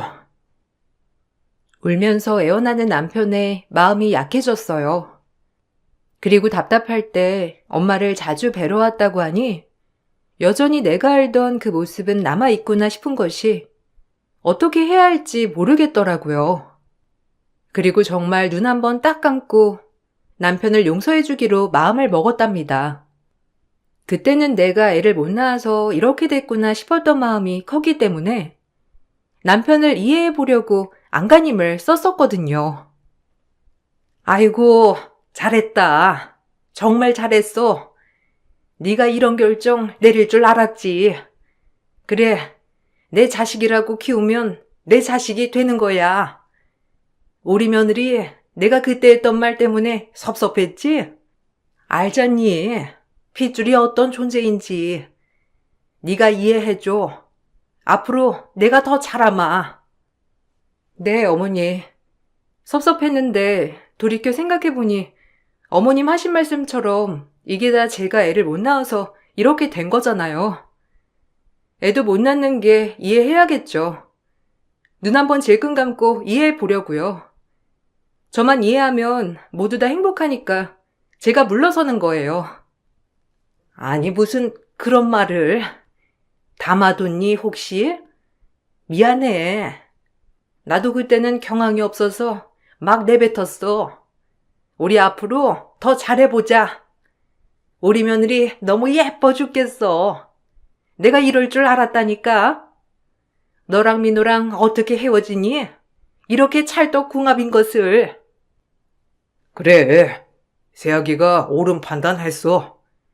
이제 민호도 정신 차릴 거고 다신 안 그런다고 했으니까 우리 가족 예전으로 되돌아가자. 제가 아이를 받아들인다고 하자 시어머니는 다시 예전의 그 모습대로 돌아오셨어요. 내키진 않았지만 제 자식처럼 키우면 그렇게 될 것 같았습니다. 그리고 아이를 데려왔고 막상 아이를 보니 참 예쁘면서도 떠나간 내 아이까지 생각이 나는 게 마음이 아리더라고요. 남편은 제가 아이를 데리고 오게 하자 저에게 더 잘하려고 애를 썼고 요양원에 계시는 친정 엄마에게도 더욱더 잘하려고 애를 썼어요. 처음에 대면대면하던 그 모습들이 용서가 되면서 남편에게 내던 화조차도 누그러지게 되었죠. 어머님 뵈러 요양원 가야지. 어머님 얼마나 심심하시겠어. 나 사실 당신이랑 사이 그럴 때도 거의 주마다 어머님한테 갔었다? 당신한테 그렇게 퍼붓고 늘 미안했거든. 미안하다고 할 용기는 없고 그걸 어머님한테 가서 얘기했던 거야. 정말? 나랑 같이 가지. 그리고 고마워. 엄마 그렇게 되고 아이 잃고 힘들어서 엄마한테 신경을 못 썼는데 당신이 그렇게 신경 썼다고 하니 너무 고맙네. 이제야 내가 알던 남편 같아서 기분이 참 좋아. 이걸 정말 기다려왔는데. 앞으로 변할 일은 없을 거야. 더 잘할 거고 더 너만을 위해 살 거야. 이번에 나도 많이 깨달았어. 너같이 그릇이 큰 여자를 내가 앞에 두고 후회 막심이다 정말. 이제 너 울릴 일 절대 없을 거니까 나만 믿고 우리 가족 행복하게 살자. 남편은 그렇게 또 저에게 단언을 하더라고요. 고마우면서도 여러 가지 생각이 들게 되었답니다. 그리고 아이를 키우면서 몇 달이 지났을까? 막상 아이를 보니 아이는 무슨 죄가 있나 싶은 것이 예쁜 마음이 들긴 하더라고요. 워낙에 아이를 좋아하기도 하고 갖고 싶었던 아이였기 때문이죠. 그 모습이 남편도 고마웠는지 저에게 기쁜 소식을 얘기하기 시작하더라고요. 사실 남편이 그 정도로 생각하고 있을 줄은 몰랐기 때문에 남편의 그런 말들이 정말 고맙게 느껴지면서 어찌할 줄을 모르겠더라고요. 장모님, 우리가 모셔올까? 사실 중증 치매도 아니시고, 그렇게 혼자 멀리 계시는 게 내 마음이 좀 그래서 그래. 나야 좋은데 당신이 불편하지 않겠어? 아무래도 건강도 온전하지 않으시고 장모님이랑 한 집에 산다는 게 그렇잖아. 우리 장모님인데 뭐. 내 어머니라고 생각하니까 당신은 너무 걱정 마. 내가 자주 가서 뵈니까 외로워 보이셔서 그래. 어떻게 그런 생각을 할 수가 있어? 난 미안해서 꺼내지 못했던 말인데 사실 엄마 혼자 그렇게 계시는 게 찝찝했어. 아무리 제정신일 때가 많으시더라도 가끔 오락가락해서 당신을 힘들게 할 건데도 괜찮아? 난 딸이지만 당신은 사이잖아. 한 번도 사이라고 생각한 적 없어. 당신이랑 결혼한 순간부터 난 그냥 이 집안의 아들이라고 생각했거든. 그러니까 괜찮아. 전 그렇게 남편에게 고마운 마음을 담아 친정엄마를 모시기로 마음을 먹었고 이 일을 시댁 식구들도 알고 좋아해 주셨어요. 남편의 외도 문제에 있어서 실망스러운 마음도 있었지만 그래도 제 엄마를 생각해 주시니 참 고마운 마음이 들더라고요. 아무래도 제가 남편의 혼외자를 키워주는 것도 크게 한몫하는 것도 있었지만 워낙에 시댁 어른들도 마음이 따뜻한 분들이셨긴 했죠. 그래, 그렇게 해야지. 사돈이 너밖에 자식이 없잖니. 네가 보시는 게 당연한 거야. 우리 눈치 보지 말고 그렇게 하려무나. 그렇게 말씀해 주시는 게 쉬운 게 아닌데 그래도 감사해요. 저도 예전 일은 다 잊고 잘 지내보도록 노력할게요. 난 다 잊었어. 내가 너한테 상처 줬다면 너도 잊어라. 애초에 우리가 어디 상처받고 상처 줄 사이니? 마음 풀어. 그렇게 제 마음의 아픔 또한 천천히 치유되고 있다고 생각했어요. 그리고 엄마를 모셔오면서 같이 살게 되었답니다. 막상 눈앞에 계시니 제 마음이 참 편하더라고요. 환자를 돌보는 일이 간단한 문제는 아니었지만 저희 엄마가 가끔씩만 정신을 놓는 치매 환자였기 때문에 그리 어렵지는 않았어요. 그리고 쉽지 않은 결정을 해준 남편에게 너무 고마운 마음이 들었고 엄마는 정신이 돌아오셨을 때 본인을 흔쾌히 모시고 오자고 한 남편에게 고맙다고 칭찬을 하시더라고요. 김서방이 그래도 이런 결정하기가 쉬운 게 아닌데 그게 결정한 거지. 내가 우리 김서방한테 선물을 주고 싶은데. 에이, 괜찮아 엄마. 오늘 컨디션 좋으신가 보네. 좋다. 엄마랑 이렇게 대화도 하고. 사실 진짜 많이 힘들었어. 그래서 생각나는 사람이 엄마밖에 없었는데 이젠 다 괜찮아졌어. 그 사람도 진심으로 사과했고 또 내 잘못도 있으니까. 우리 딸이 잘못할 위는 아니지. 그건 내가 보증해. 그나저나 김서방한테 그 송탄에 있는 건물 하나 주면 어떨까? 어? 건물을? 아무리 그래도 그렇지. 너무 큰데? 그리고 엄마 이름으로 되어 있는 거잖아. 그런 거 안 줘도 돼요. 아니야. 꼭 주고 싶어서 그래. 큰 것도 아니긴 하잖니. 나 이렇게 멀쩡할 때 종지부를 찍어놔야지. 김서방 줘야겠어.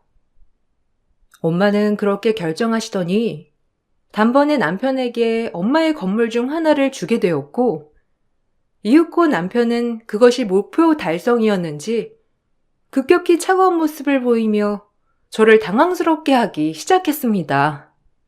역시나 인간은 쉽게 변하지 않는 족속이더라고요. 언제 주나 했다. 솔직히 네가 내 애를 키우는 건 말도 안 되지. 이혼해. 깔끔하게 너도 새 출발하면 좋잖아. 무슨 말이야? 지금 건물 받자마자 나보고 이혼하자고 하는 거니? 그렇게 이혼하기 싫다더니 갑자기 왜 그래? 너희 엄마한테 자식이 너 하나인데 그렇게 많은 재산을 내가 포기할 줄 알았어? 누구 좋으라고 이혼을 해? 근데 이제 내가 원하는 건 손에 넣었으니 이혼해 준다고. 작은 건물이지만 그래도 뭐 알짜배기라서 충분하네. 내가 너 떠받들고 살던 세월을 생각해. 이대로 이혼하긴 아쉽지. 이건 건져야지.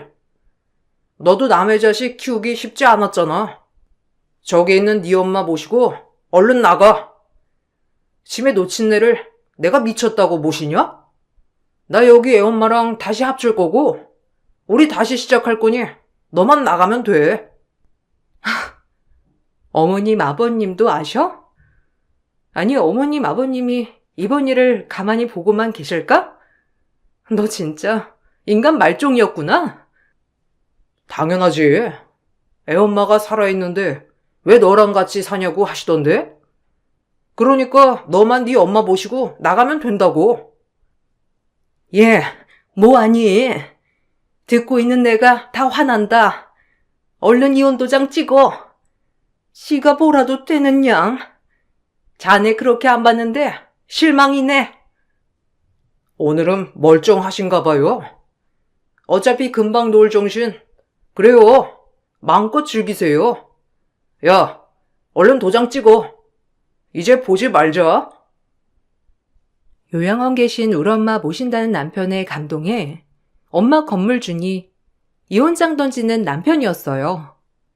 그리고 그 모습을 다 보고 있던 친정엄마는 웃으며 빨리 도장을 찍으라고 하더라고요.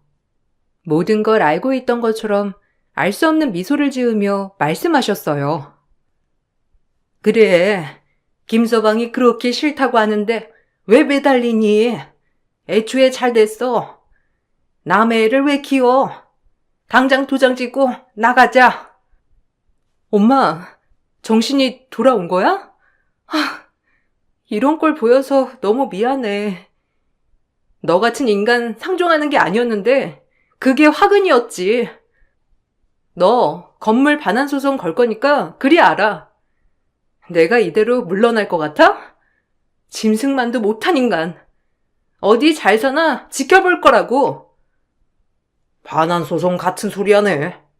그냥 깔끔하게 끝내자. 나도 너 구슬리기 힘들었어. 그냥 내 노력의 대가라고 생각해. 전 친정엄마가 이혼 도장을 하도 찍으라고 보채는 바람에 바로 도장을 찍어 주었답니다. 그리고 놀라운 소식을 알게 됐어요. 이혼 도장을 찍고 법원에 제출 후 저희는 소송을 이어나갔는데 이혼 도장을 찍자 남편놈 최고의 형벌이 열리기 시작했어요. 멍청한 놈. 이혼 잘했어.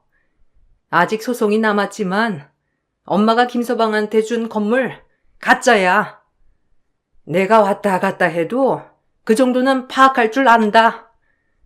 내가 방에서 자는 줄 알고 김서방 그놈이 지 내연녀랑 통화를 하더라고. 사실상 안부를 묻는 것 같아서 그냥 아무 소리 안 했는데 들어보니까 가관인 거야. 내가 가만히 있을 수 있어야지. 그리고 나서 내가 정신 나간 척 하니까 김서방이 그래도 되는 것처럼 행동하더라. 내가 왔다 갔다는 해도 이 정도는 기억해낼 수 있어. 호얀 놈 같으니라고. 뭐? 아니 그럼 그게 가짜란 말이야? 어쩐지 엄마가 알짜배기 건물을 주려고 했을 때부터 이상했어. 알고 보니 엄마가 계실 때 주무시는 줄 알고 남편과 아이의 친모는 전화통화를 하였고 둘 사이는 아직 끝나지가 않았다고 했어요. 그리고 저희 집 재산을 한탕 해먹고 나면 와이프와 이혼하고 위자료를 주고 끝내겠다는 말까지 했다고 하더라고요. 그 말을 들으니 너무 어이가 없으면서 남편의 아이를 진심으로 친자식처럼 키워주겠다고 생각한 것이 너무 바보 같아졌습니다.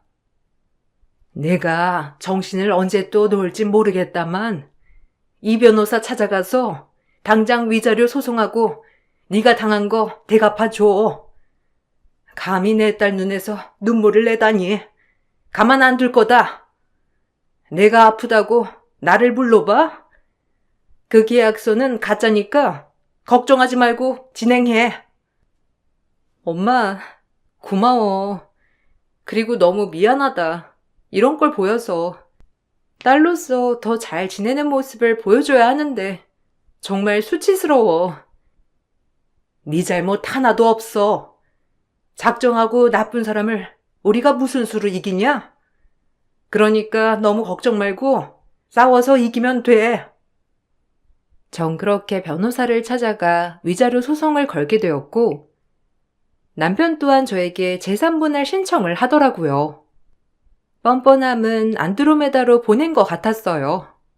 계약서 자체가 무효였고 애초에 조작된 계약서였기 때문에 건물을 주지 않아도 되었지만 남편 측에서는 허위 문서 작성건으로 저희를 고소하였답니다. 그래도 이 정도는 예상을 했기 때문에 저희는 벌금을 내고 간단하게 끝이 났고 남편은 위자료를 줘야 했습니다. 그리고 상간녀에게도 상간녀 소송을 걸게 되었고 상간녀는 처음 봤는데 참 뻔뻔하게도 생겼더라고요. 시부모님들 또한 오셔서 저를 노려보시는데 그동안 제가 뭘 했나 싶을 정도로 슬펐습니다.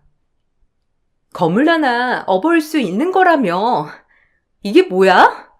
하여튼 성격만 급해가지고 그 통화를 왜 거기서 하냐고. 이제 당신 개털되고 우리 뭐 먹고 살아? 어머님 아버님도 말씀 좀 해보세요. 아이 낳아줬다고 그렇게 어화동동 하시더니 이게 뭡니까? 너 돈 보고 나한테 접근한 거냐? 내가 이렇게 될 줄 알았냐고. 애초에 네가 그날 전화만 안 했어도 됐잖아.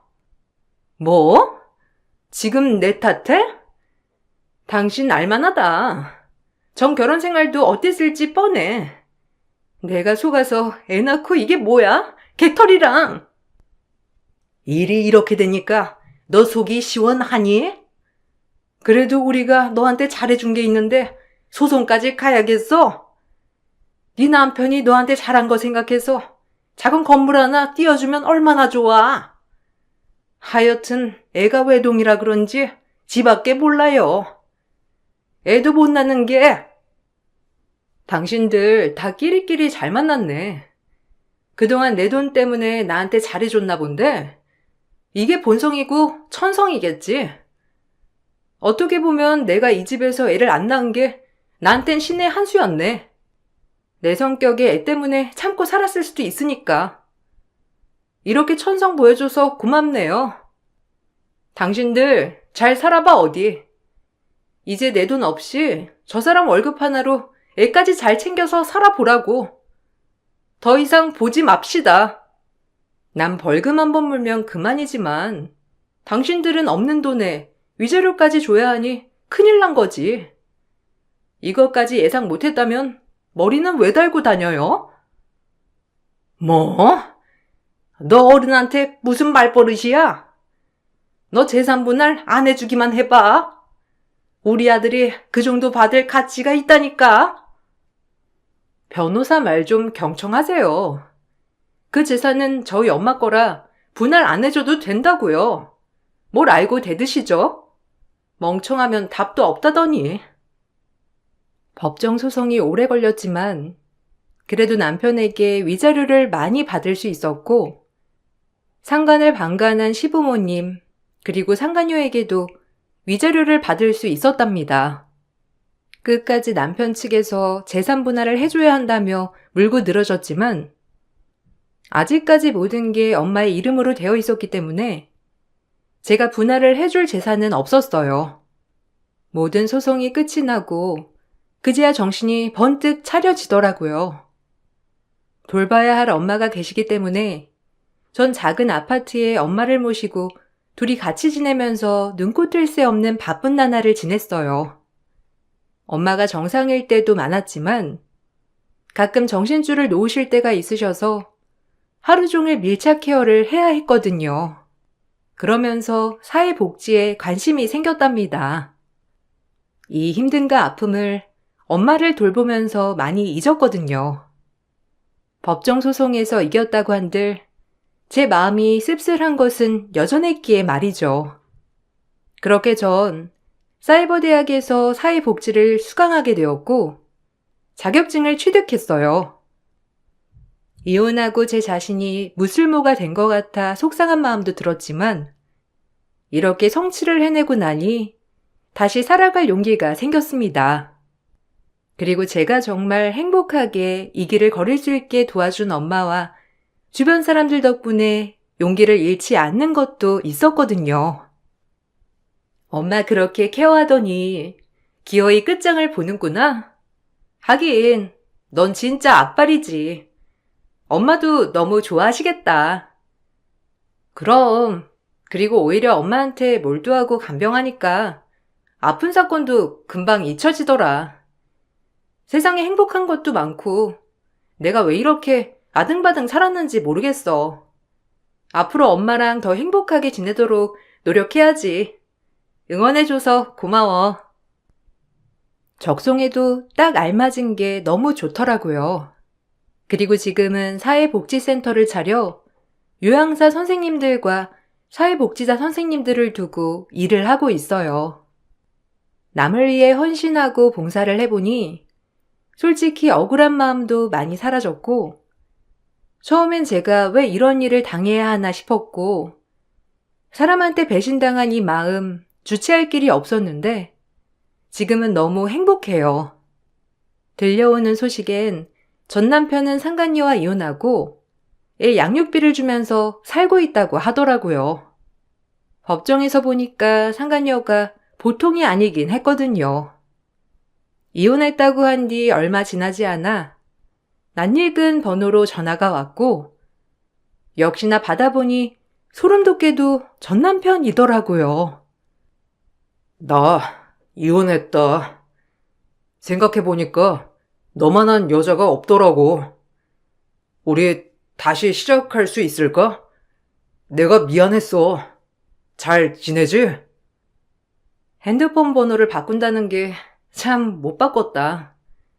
혹시나 네가 전화 올까봐 아예 바꾸려고 했는데 너 이혼할 줄 예상은 했지만 이렇게 빠르게 이혼할 줄은 몰랐네.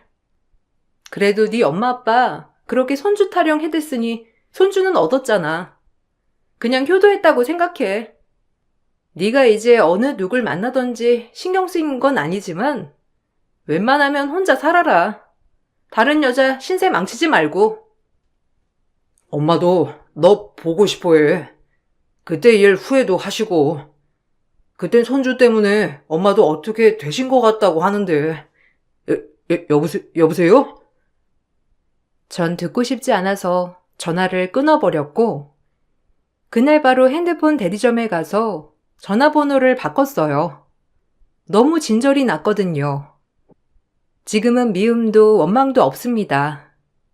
아차차, 전 재혼도 했고 아이까지 둘이나 낳았답니다. 아이를 낳고 보니 더욱더 세상을 아름답게 보려고 하는 것 같아요. 전 남편과의 사이에서 생기지 않던 아이가 시간이 지난 뒤 지금 남편을 만나 바로 생기더라고요. 제가 행복하니 남들도 다 행복했으면 좋겠는 바람이에요. 억울하고 분했던 시간도 되돌아보면 별거 아니듯이 여러분들도 혹시 힘든 일이 있으시거든 앞날을 더 내다보시면 좋겠어요. 들어주셔서 감사합니다. 마칠게요. 안녕하세요. 부산에 살고 있는 40대 여성이에요. 이제 불혹이라고도 하죠. 아직 한참 젊은 시절이지만 그래도 제가 겪은 이야기를 여러분들과 공유하고 싶어 이야기를 들려드릴게요. 학원 강사인 남편을 만나서 결혼을 했고, 남편은 저와 결혼을 하자마자 부산의 유명 학원가에 학원을 차리게 되었어요. 이 모든 것이 제 덕분이라며 시댁 식구들은 매우 좋아하였답니다. 집안에 사람 하나 잘 들어오니 이렇게 때깔나는 것 좀 봐라. 우리 아들이 학원도 차리게 되고 다 네 덕분이야. 에이, 강수 씨가 능력이 있어서 그런 건데요, 뭐. 전 얼마 보태지도 않았어요. 너무 그렇게 체면 세워주지 마세요. 그래도 보통 일이 아니긴 하지. 네가 영어 가르치고 강수가 수학 가르치니 아주 너무 보기가 좋아. 이런 복덩이가 어디서 이렇게 나타났을꼬? 널 보자마자 딱 우리 집 며느리 같더니만. 내가 기가 막히게 알아봤지. 딱 우리 집 사람이잖니. 저도 뭐 시댁복 있죠. 원래 같은 계열 사람은 만나고 싶지 않았는데 시원아빠는 정말이지 마음에 안 들 수가 없었어요. 아휴, 말하는 것도 어쩜 이렇게 예쁜지. 그래, 이렇게 알콩달콩 오손도손 살면 늙어서도 가장 친한 친구가 되고 얼마나 좋아. 시부모님이 이렇게 저를 예뻐하시는 데에는 제가 남편의 커리어가 성장할 수 있게끔 옆에서 잘 도와주었기 때문이에요. 남편이 학원을 운영하고 싶어하여 결혼 전부터 지금까지 모은 돈을 보태 학원을 차리게 도와주었고, 저 역시 강사였기 때문에 남편의 학원에서 강의를 하게 되었어요. 원래 옆 학원에서 강의를 하고 있었는데 이직할 생각이 없던 저에게 제안을 했거든요. 그래도 부부가 같이 운영을 해야지. 또 내가 수학이면 당신은 영어니까 우리 상부상조가 될 거야. 같이 해보자. 지금 학원에서 만족하고 있고 또 막상 같이 일하면 부딪히는 일도 있지 않을까? 옆에서 당신 응원하고 싶어. 근데 니네 학원 원장이 막상 다른 학원 원장이랑 부부인 너랑 같이 일하는 것도 찝찝해 할걸? 혹시나 우리 학원에 영업비밀 같은 걸 빼돌리진 않을까? 할 것 같기도 하고 말이야. 거기서 받는 페이보다도 더 쳐줄게. 그러니까 같이 하자. 가족이지만 가장 가까이인 사람이기 때문에 혹시라도 일적인 부분이 겹치게 되면 사이가 나빠질까봐 남편의 학원에서 일하는 것을 꺼려했지만 남편의 적극적인 설득으로 결국 같이 일을 하게 되었어요. 전 전에 가르치던 학원에서도 수강생들이 굉장히 많았기에 제가 남편 학원에서 근무를 하게 되자 수강생들이 모이게 되었고, 그로 인해 정말 바쁜 시기를 보냈어요. 이렇게 아무 문제가 없을 것 같던 이 생활 속에서 점점 금이 가는 사건이 발생하게 되었고, 그로 인해 저희 사이는 악화되었어요. 원장님 방 수강생들 반토막 났는데? 쌤, 수강생들은 강의를 못 들어서 난리라 좀 심기불편해 하시더라고요. 에이, 우리 원장님 그런 사람 아니야. 수강생들이야 뭐 줄을 때도 있고 많아질 때도 그런 거지. 신경 쓰지 마. 괜찮아.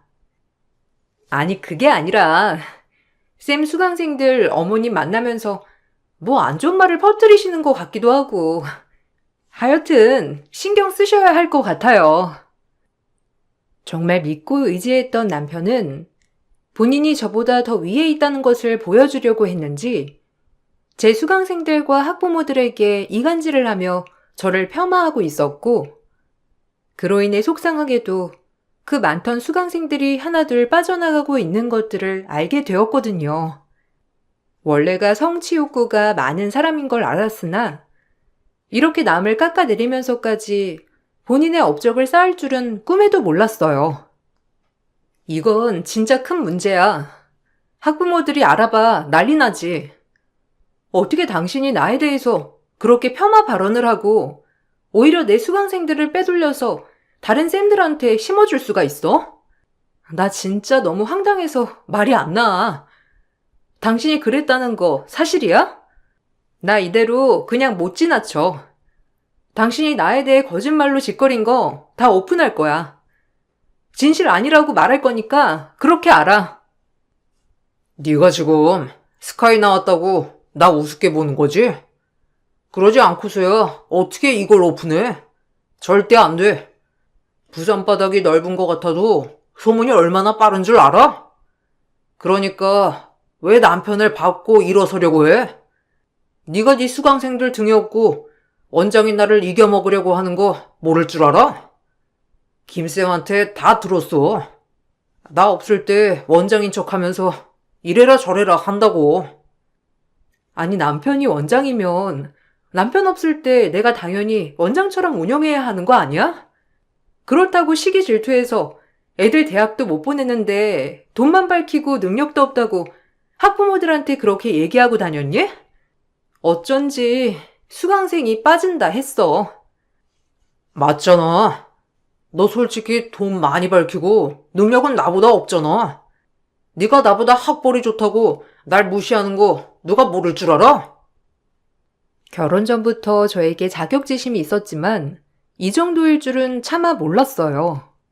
사실 학원을 오픈하기 전에도 무조건 본인 이름을 걸어서 학원을 차려야 한다고 했던 사람이었고, 그럼에도 본인 수강생들은 계속 줄어들고 있는 와중에 제 수강생들만 늘어나자 이것을 남편은 못 견뎌 했던 거예요.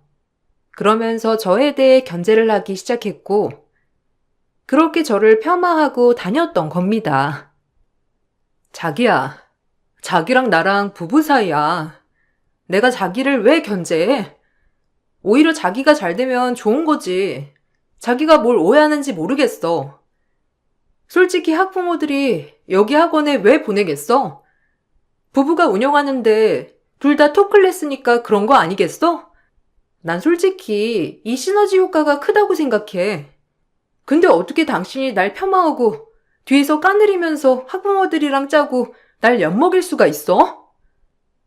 남편은 수강생이 많은 저를 시기 질투하여 학부모들에게 저에 대한 안 좋은 소문을 퍼뜨리며 수강생을 본인 반이나 다른 강사들에게 빼돌렸고, 그로 인해 전 참을 수가 없어서 이걸 폭로하겠다 했어요. 하지만 이것을 시부모님들도 아시게 되었고, 시부모님들 또한 저를 꾸짖으며 말리기도 여러 차례였어요. 오히려 저만 이상한 사람으로 몰아가는 느낌이 들었죠. 굳이 잘 살고 있는 지금 왜 이런 문제를 들쑤시냐며 시어머니는 저를 탓하고 이 일을 덮어두라며 다그치기 시작했답니다. 잘 나가던 수학 강사가 마누라 시기 질투해서 수강생 빼돌린다는 게 말이 되니? 그냥 입 다물고 가만히나 있어. 어머님, 이건 범죄예요. 솔직히 학생들을 기만하고 학부모들을 기만하는 거랑 뭐가 다르나요? 전 이걸 묵과할 수 없어요. 명예훼손이랑 뭐가 다른가요? 전 이 사람을 위해서 이렇게 학원 운영하는데 금전적으로 도움까지 줬는데 이게 뭐예요? 입 다물라면 다물 것이지. 네가 뭘 그리 잘났다고 따따붙다 따져대?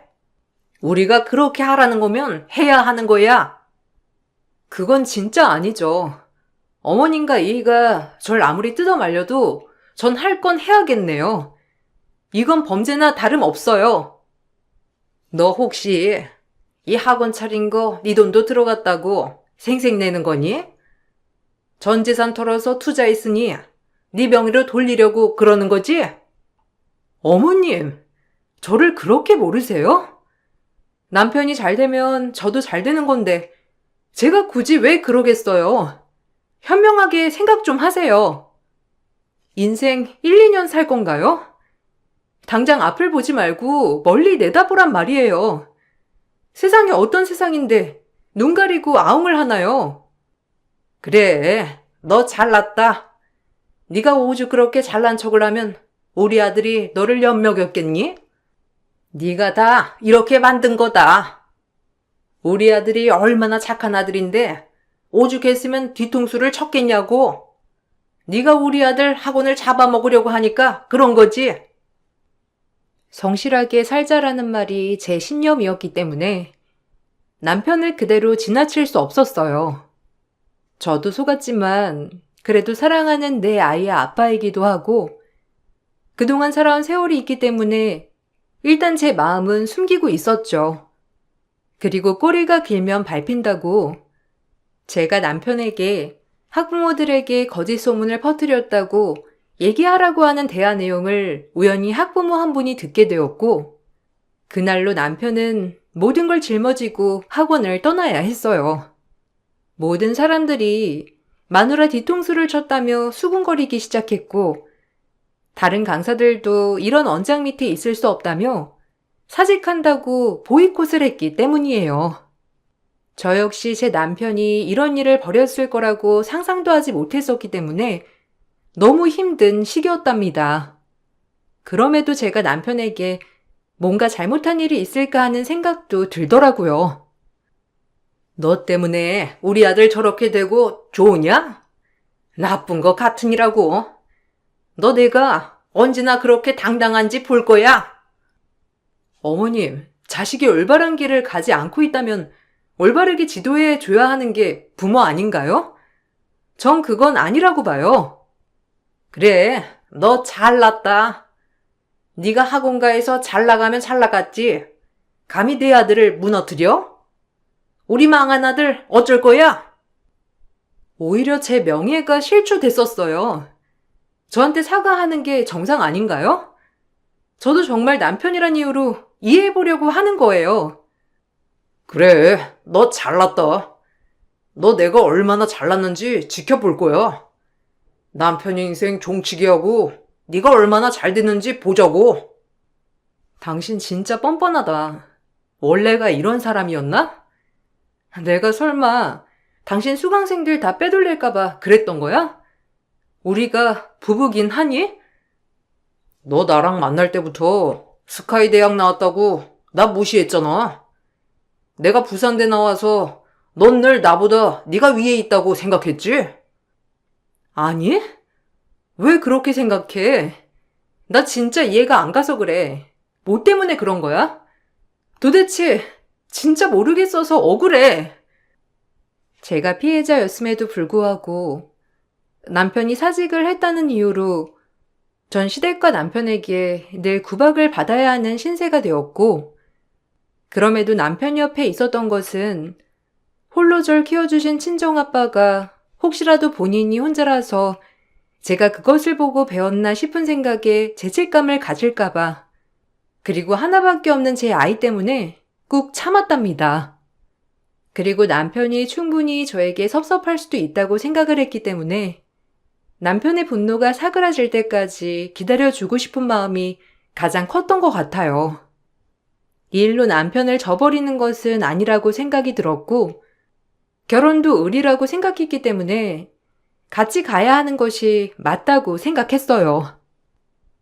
제 길을 내가 이제 어떡해. 너 때문에 내 인생 망쳤으니 가정경제 네가 알아서 책임져. 아 맞다. 네 친정 돈 좀 있냐? 그래도 니네 아빠 뭐 공장 같은 거 하나 운영하시긴 하잖아. 아, 다 망해가는 폐공장이지? 딸내미 정직하게 키우셔서 네 애빈 좋겠어. 근데 남편 인생 이렇게 종치게 하라고 가르치디? 너 때문에 잘 나가던 내 인생 박살났다고. 당신이 나 통수 친 거 사과 한 번 못 듣고 이게 나만 나쁜 사람이지? 진짜 묻고 싶다 길 가는 사람들한테 내가 뭘 잘못했는지. 안 했다고 한 걸 했다고 하는 당신 보고 다 옳았다고 했어야 했나? 당신 와이프라는 이유로 그냥 참았어야 했나? 그래, 너 잘났다. 건드려도 피 한 방울 안 나올 거야, 넌. 동정이라는 게 있는 건지. 내 인생 막혔으니 돈 벌어오란 말 하지 마. 왜 이렇게 꼬였어? 내가 알던 사람 맞는 거야? 그리고 우리 아빠를 그렇게 얘기하면 속이 후련하니? 당신이 정말 이해가진 않지만 그래도 나 때문에 한 가지라도 상처받은 게 있을 수도 있으니까 참고 기다리는 거야. 근데 나도 한계야. 남편은 점점 삐뚤어지기 시작했어요.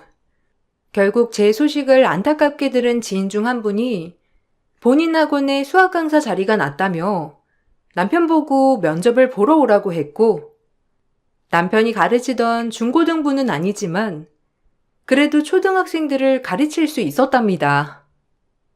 우리 학원에 이력서 넣어보라고 해. 어차피 우리도 수학 강사 자리 하나 비거든. 근데 아마 전에 받았던 월급만큼은 못 줘. 솔직히 이슈도 있고 와이프 뒤통수 치는 인간인데 내가 어떻게 믿겠니? 그저 너 하나 보고 강사로 채용하는 거야. 고맙다. 너한테 면목도 없고. 근데 강의는 진짜 잘해. 알잖아. 그래도 이 사람 강의 잘하기로 엄마들한테 유명한 거. 그러니까 쓰는 거지. 성격만 좀 고치고 그놈의 열등감만 없으면 괜찮겠구만. 사람이 어떻게 마누라한테까지 열등감을 느끼지? 참, 결혼할 때부터 근데 별로긴 했어. 네가 좋아한다고 하니 말은 안 했다만 애초에 학벌 가지고도 너랑 연애 때 싸웠잖아. 그렇긴 하지. 참 학벌이 뭐라고. 그때 눈치챘어야 했는데 내가 너무 좋아했나 봐. 내 팔자지 뭐. 어쨌든 신경 써줘서 고맙다. 전에 학원에서 이슈가 있던 남편이었지만 그럼에도 저를 봐서라도 지인은 초등학생들을 잘 가르쳐보라며 자리를 주선해 준 것이었어요. 그나마 남편은 강의를 다시 할 수 있게 되자 조금은 비뚤어진 모습들이 점차 나아지기 시작하였죠. 오히려 강의를 시작하니 다시 자신감을 되찾은 듯 보였지만 역시나 저에게 막말은 멈추지 않았고 오히려 비아냥거렸어요. 참나. 중고등부 가르치려다가 초등부 가르치려니까 진짜 유치해서 못해 먹겠네. 그래도 어쩌겠냐. 마누라 때문에 인생 망쳤으니 이거라도 하면서 먹고 살아야지. 내가 막리를 뛸 거야, 뭘 할 거야? 너 신랑 잘 얻은 줄 알아. 원래 같으면 너 같은 거 바로 소박이니까. 나니까 데리고 살아주는 거야. 알겠냐? 지 잘난 맛에 사는 줄 아는 너 같은 거 한 트럭 줘도 이제는 싫다. 나도 참는데 한계가 있어. 어르고 달래고 빌고 도대체 내가 뭘 잘못했니? 나도 참고 있으니까 적당히 작작해. 네 아빠가 너 혼자 키웠다고 해서 불쌍하니 잘해주려고 했는데 보고 배운 게 없어서 그런가 정도 없고 모질어.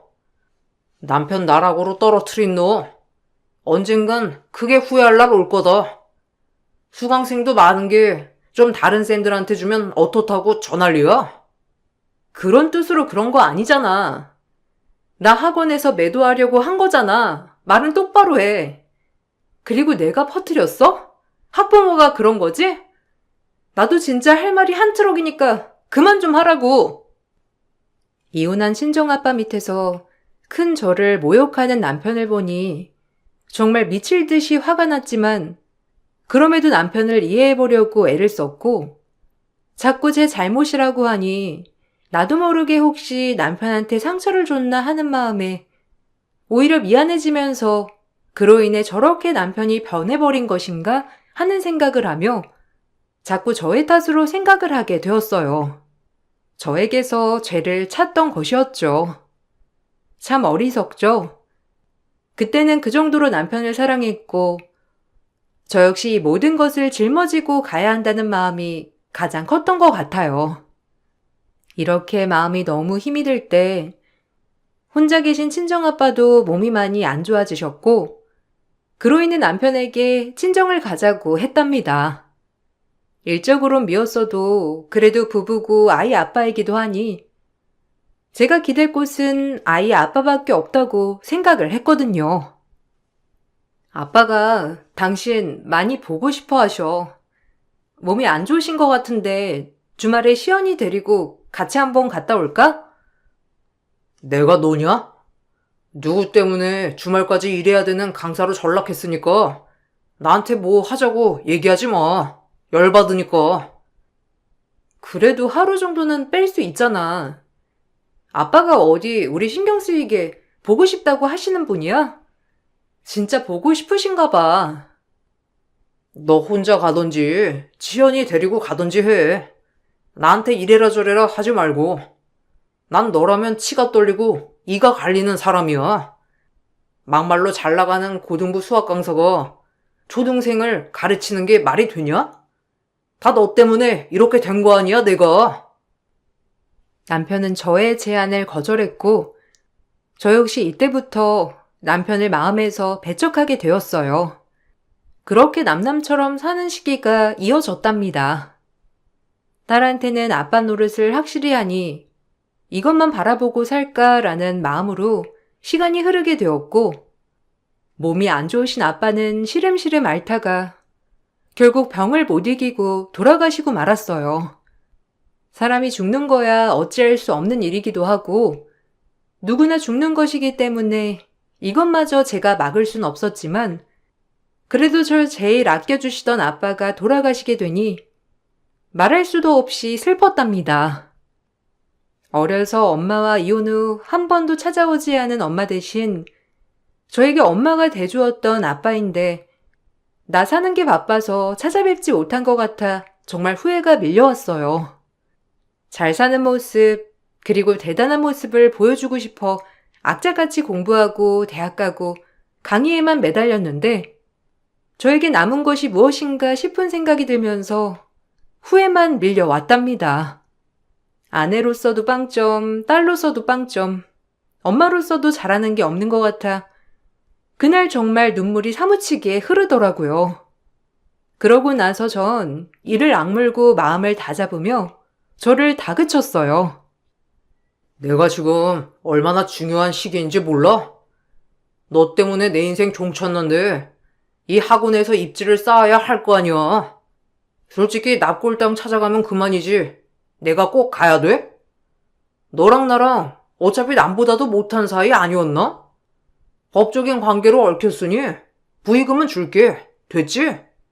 이날 강의 절대 못 빼니까 장례식은 네가 알아서 해. 섭섭하게 생각 마라.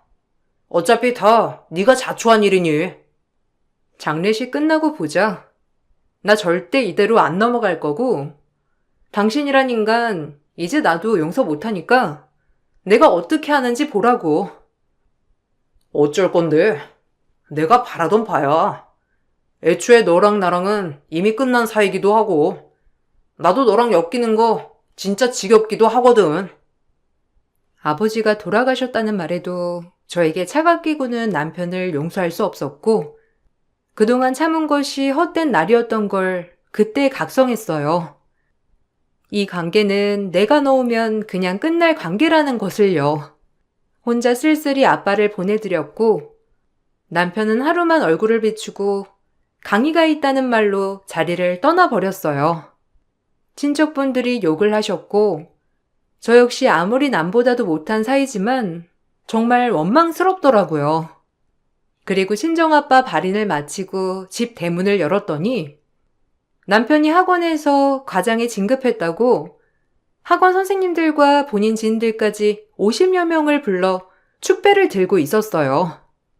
그 모습에 입을 다물지 못했고 남들이 눈치를 볼 정도로 제 얼굴을 보자 사악하게 말하더군요. 쥐뿔 없는 장인 죽었으니 죽배 들어야지. 어차피 뭐 별 도움도 안 됐는데 뭘 그렇게 넌 질질 짜고 있냐? 너도 네 인생 사느라 바빴잖아. 이제 와서 효녀 코스프레 그만하세요. 강이라면 악착 같은 네가 왜 감정 심한 인간인 척이야? 말 다 했니? 그래. 무슨 말이 더 필요해. 그냥 깔끔하게 이혼하고 양육권 친권만 줘. 그리고 끝내버리자. 지친다. 내가 원하던 바야. 어차피 이렇게 살아간들 무슨 소용이냐? 넌 너 잘난 맛에 살아. 난 나대로 살 테니까. 초등부에서 나 과장으로 진급했어. 이게 내 능력 아니겠냐? 너 없어도 나 이렇게 날개 피고 날아간다 이 말이야. 내가 썩은 동아줄을 붙들고 있었지. 솔직히 지가 강의만 좀 잘하고 아줌마들 홀린 거 말고는 잘난 게 뭐가 있어? 그러니 저렇게 냉정하지. 저를 본 남편은 막말을 이어가게 되었고, 오히려 주변 지인들이 남편에게 그만 좀 하라며 말리기에 이르렀어요. 그리고 그때 저에게 못한 말이 있다며 저를 뒤따라온 변호사가 아빠 유산 내역을 정리해서 저에게 공개했고, 그 모습의 남편은 이혼을 하자고 했던 모습을 싹 거두고 내 바지자락을 붙잡고 싹싹 빌기 시작했어요. 남편의 구질구질한 모습은 처음이었죠. 돈이면 다인 줄 아는 남편은 저희 아빠가 돌아가시면서 남겨둔 어마어마한 유산을 듣고 갑자기 태세 전환을 하기 시작한 겁니다. 아니, 장인이 40억은 어디서? 그리고 망해가는 폐공장 겨우겨우 처분한 거 아니었어? 근데 어떻게 된 거냐고? 네가 벌어서 오히려 장인한테 생활비 보냈잖아. 와, 이건 사기지. 내가 장인어른한테 그 정도 돈이 있던 걸 알면 이랬겠냐? 인성하고는 넌 돈이면 다인 줄 알지? 학원 차릴 때만 해도 그렇게 잘하더니 내 돈 못해서 학원 차리고 나니 바로 뒤통수. 이 정도면 이름 바꿔. 김강수가 아니라 김통수로. 됐고, 이혼은 이제 변호사 통해서 얘기할게. 너 따위랑 이제 엮이고 싶지도 않아. 어차피 그 돈 너한테 가도 나랑 재산 분할해야 하는 거 알지? 그래, 그렇게 되면 나야 좋지. 이러고 있을 게 아니라 나도 알아본다. 어디 한번 실컷 알아봐. 내가 아직도 맹추인 줄 알았니? 나 완전히 각성했어. 너 같은 인간이랑 다신 엮이지 않겠다고. 전 그렇게 수십 명에 달하는 사람들 앞에서 남편에게 이혼을 통보했고, 남편은 제가 물려받은 재산 때문이었는지 끝끝내 이혼에 응하지 않았어요. 결국 소송으로 이어질 수밖에 없었고, 폐공장을 운영하는 아빠에게 이런 돈이 어디서 났는지 알아보니 사실 아빠가 성실히 모아둔 목돈 1억을 아주 예전에 남편의 이야기를 듣고 그 꼬임에 넘어가 미래를 위해 땅을 사두신 것이었어요. 그 땅이 재개발로 인해 수지를 맞은 것이었고, 경기도 평택에 있는 고덕이라는 지역인데 남편이 처음으로 저희에게 아주 큰 선물을 하게 된 꼴이 된 거랍니다. 그때 당시 본인 아는 사람이 부동산을 한다며 체면 좀 세워주려 저희 아빠를 꼬시고 꼬셔 땅을 사게 했는데 그 땅이 그야말로 억소리 나게 오르게 된 거예요. 아빠는 저 때문에 사위의 부탁을 거절하지 못하여 땅을 사게 됐지만 그럼에도 한 번도 생색을 내거나 하진 않았어요. 본인이 사라고 한 땅이 이렇게 갑자기 개발이 되어 제가 돈방석에 앉게 되자 절 붙잡고 난리가 났다가 제 마음이 변할 것 같지가 않자 이제 본색을 드러내며 본인 또한 그 돈을 포기할 수 없다며 변호사를 쓴다고 하였고 전 그것을 보고 이를 악물었어요. 절대 이것을 뺏기지 않겠다고 말이죠. 이대로 이혼 못하지. 아니, 어차피 우린 깨진 부부였지만 그래도 너한테 돈이 있다면 완전 다른 얘기 아니겠어? 그리고 엄연히 내 말 들어 산 땅인데 나한테도 권리는 있잖아. 장인어른이 내 말 아니었으면 그 땅을 샀겠냐? 말도 안 되지. 그러니 나도 권리 있어. 나 절대 그거 포기 못해. 무조건 반반이야. 나 아니었음 너도 그 돈 가지지 못할 거였잖아. 내 돈이라고. 두고 봐. 너의 추악한 민낯을 내가 벗겨줄게. 네가 사라고 했던 땅인 거 증거 있어? 우리 아빠랑 나만 아는 거잖아.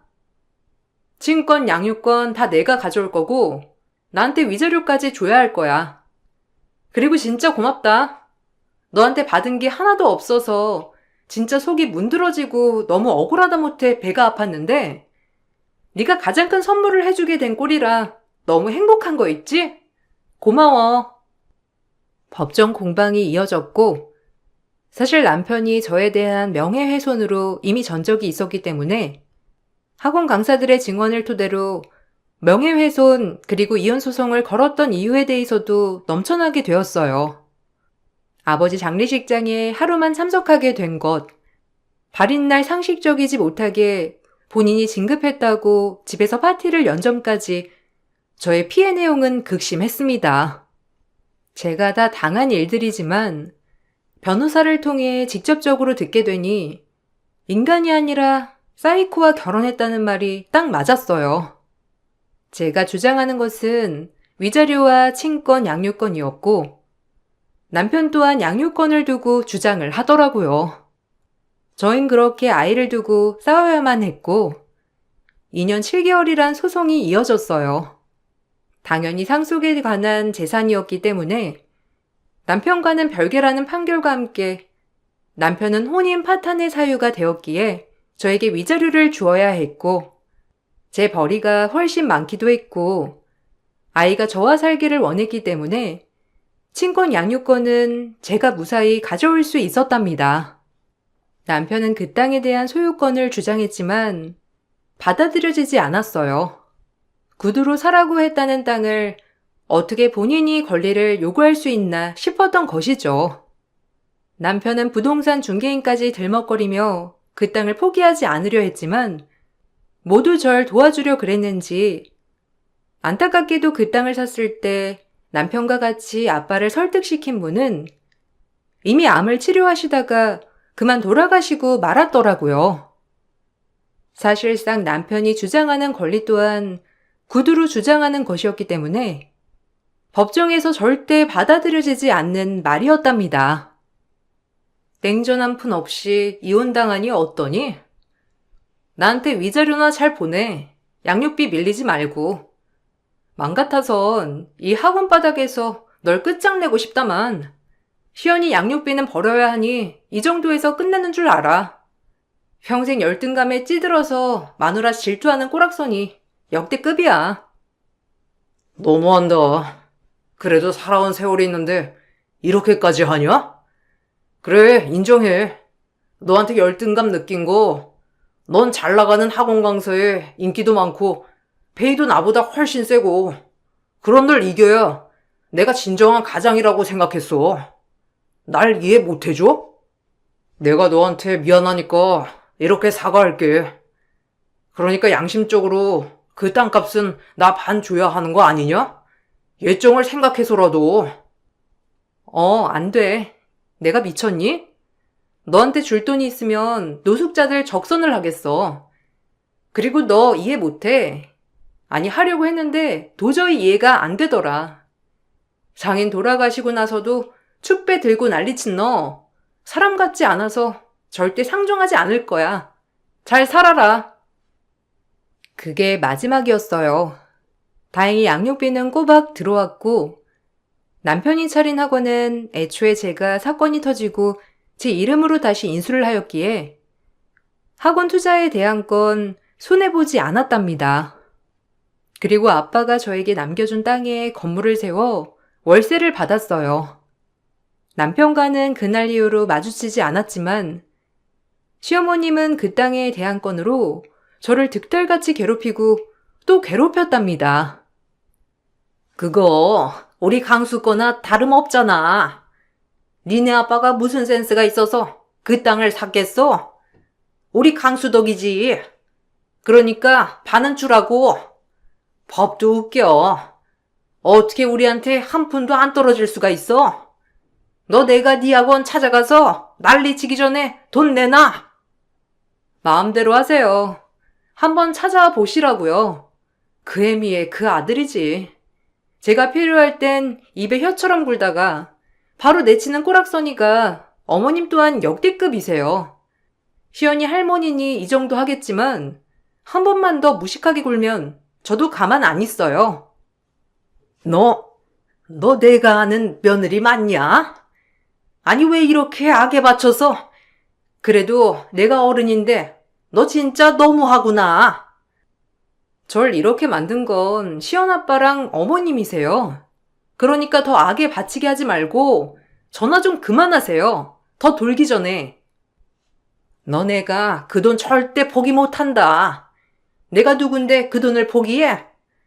우리 강수는 미련하게 포기했을지 몰라도 강수 때문에 산 땅이라며. 그럼 엄연히 강수 지분이 있는 거지. 나 절대 포기 안 할 거니까 너 마음 놓고 있지 마라. 알겠니? 네, 마음대로 하세요. 아, 그리고 감사해요. 결혼 생활하면서 늘 억울하기만 했는데, 그래도 이렇게 큰 돈을 얻게 되니 그동안의 노고가 다 잊히는 거 있죠? 역시 스트레스의 약은 금융치료가 확실한 것 같아요. 돌싱된 기념으로 돈 잘 쓸게요. 시어머니는 그럼에도 불구하고 계속해서 학원을 찾아오시기도 했고, 전 결국 경찰에 신고를 하여 접근 금지 명령까지 신청을 해야 했어요. 그 돈이 어마어마하긴 한가 보더라고요. 돈을 포기 못해 전 며느리한테 집착하는 꼴이 참 웃겼답니다. 그러면서 이렇게 되려고 아빠가 그때 힘들게 살면서 투자를 하셨나 싶은 생각이 들어 정말 미안하고 또 미안하더라고요. 아빠가 제 노후까지 생각해 주셔서 이렇게 살 수 있음이 정말 감사했거든요. 부산과 평택으로 왔다 갔다 다니다가 이제 아빠도 안 계시는데 제가 부산에 있을 필요는 없을 것 같아 딸아이가 중학교를 들어가는 시점으로 전 평택으로 이사를 하고 살고 있어요. 오히려 힘든 결혼 생활을 했던 부산을 떠나 새 동네로 이사 오니 너무 좋고 여기서 작은 중고등부 학원을 차렸답니다.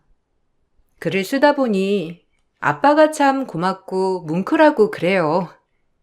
사실 어렸을 땐 엄마 없이 자란 것이 큰 콤플렉스가 되어 아빠한테 모진 말도 많이 하고 상처를 많이 드렸는데 그래도 하나뿐인 딸에게 뭐라도 해주고 싶어 이렇게 선물을 남겨둔 아빠를 생각하니 가슴이 뭉클하답니다. 저 역시 제 딸에게 그대로 아빠의 사랑처럼 보답해주고 싶은 마음이 커요. 부산을 떠나올 때 지인들한테 들었던 이야기로는 남편은 과장으로 진급한 학원에서도 자기보다 인기 많은 선생을 시기 질투해 또다시 사이가 틀어져 학원을 그만둔 해 만에 한다고 했어요. 참 사람은 고쳐 쓰는 게 아니라고 많이 깨달았답니다. 그래도 아이 아빠기 때문에 그럭저럭 앞가림하며 살았으면 좋겠다는 마음뿐이에요. 답답했던 시절을 지나 지금 이렇게 돌싱이 된 지금 너무나도 행복하답니다. 미세먼지도 없는 6월의 하늘 아래서 커피 한 잔 마시며 글을 쓰고 있는데 새삼 더 열심히 살아야겠다는 생각이 드네요. 여러분들도 이 돌싱맘을 응원해 주시고 용기 북돋아 주세요. 그럼 글을 마칠게요. 감사합니다.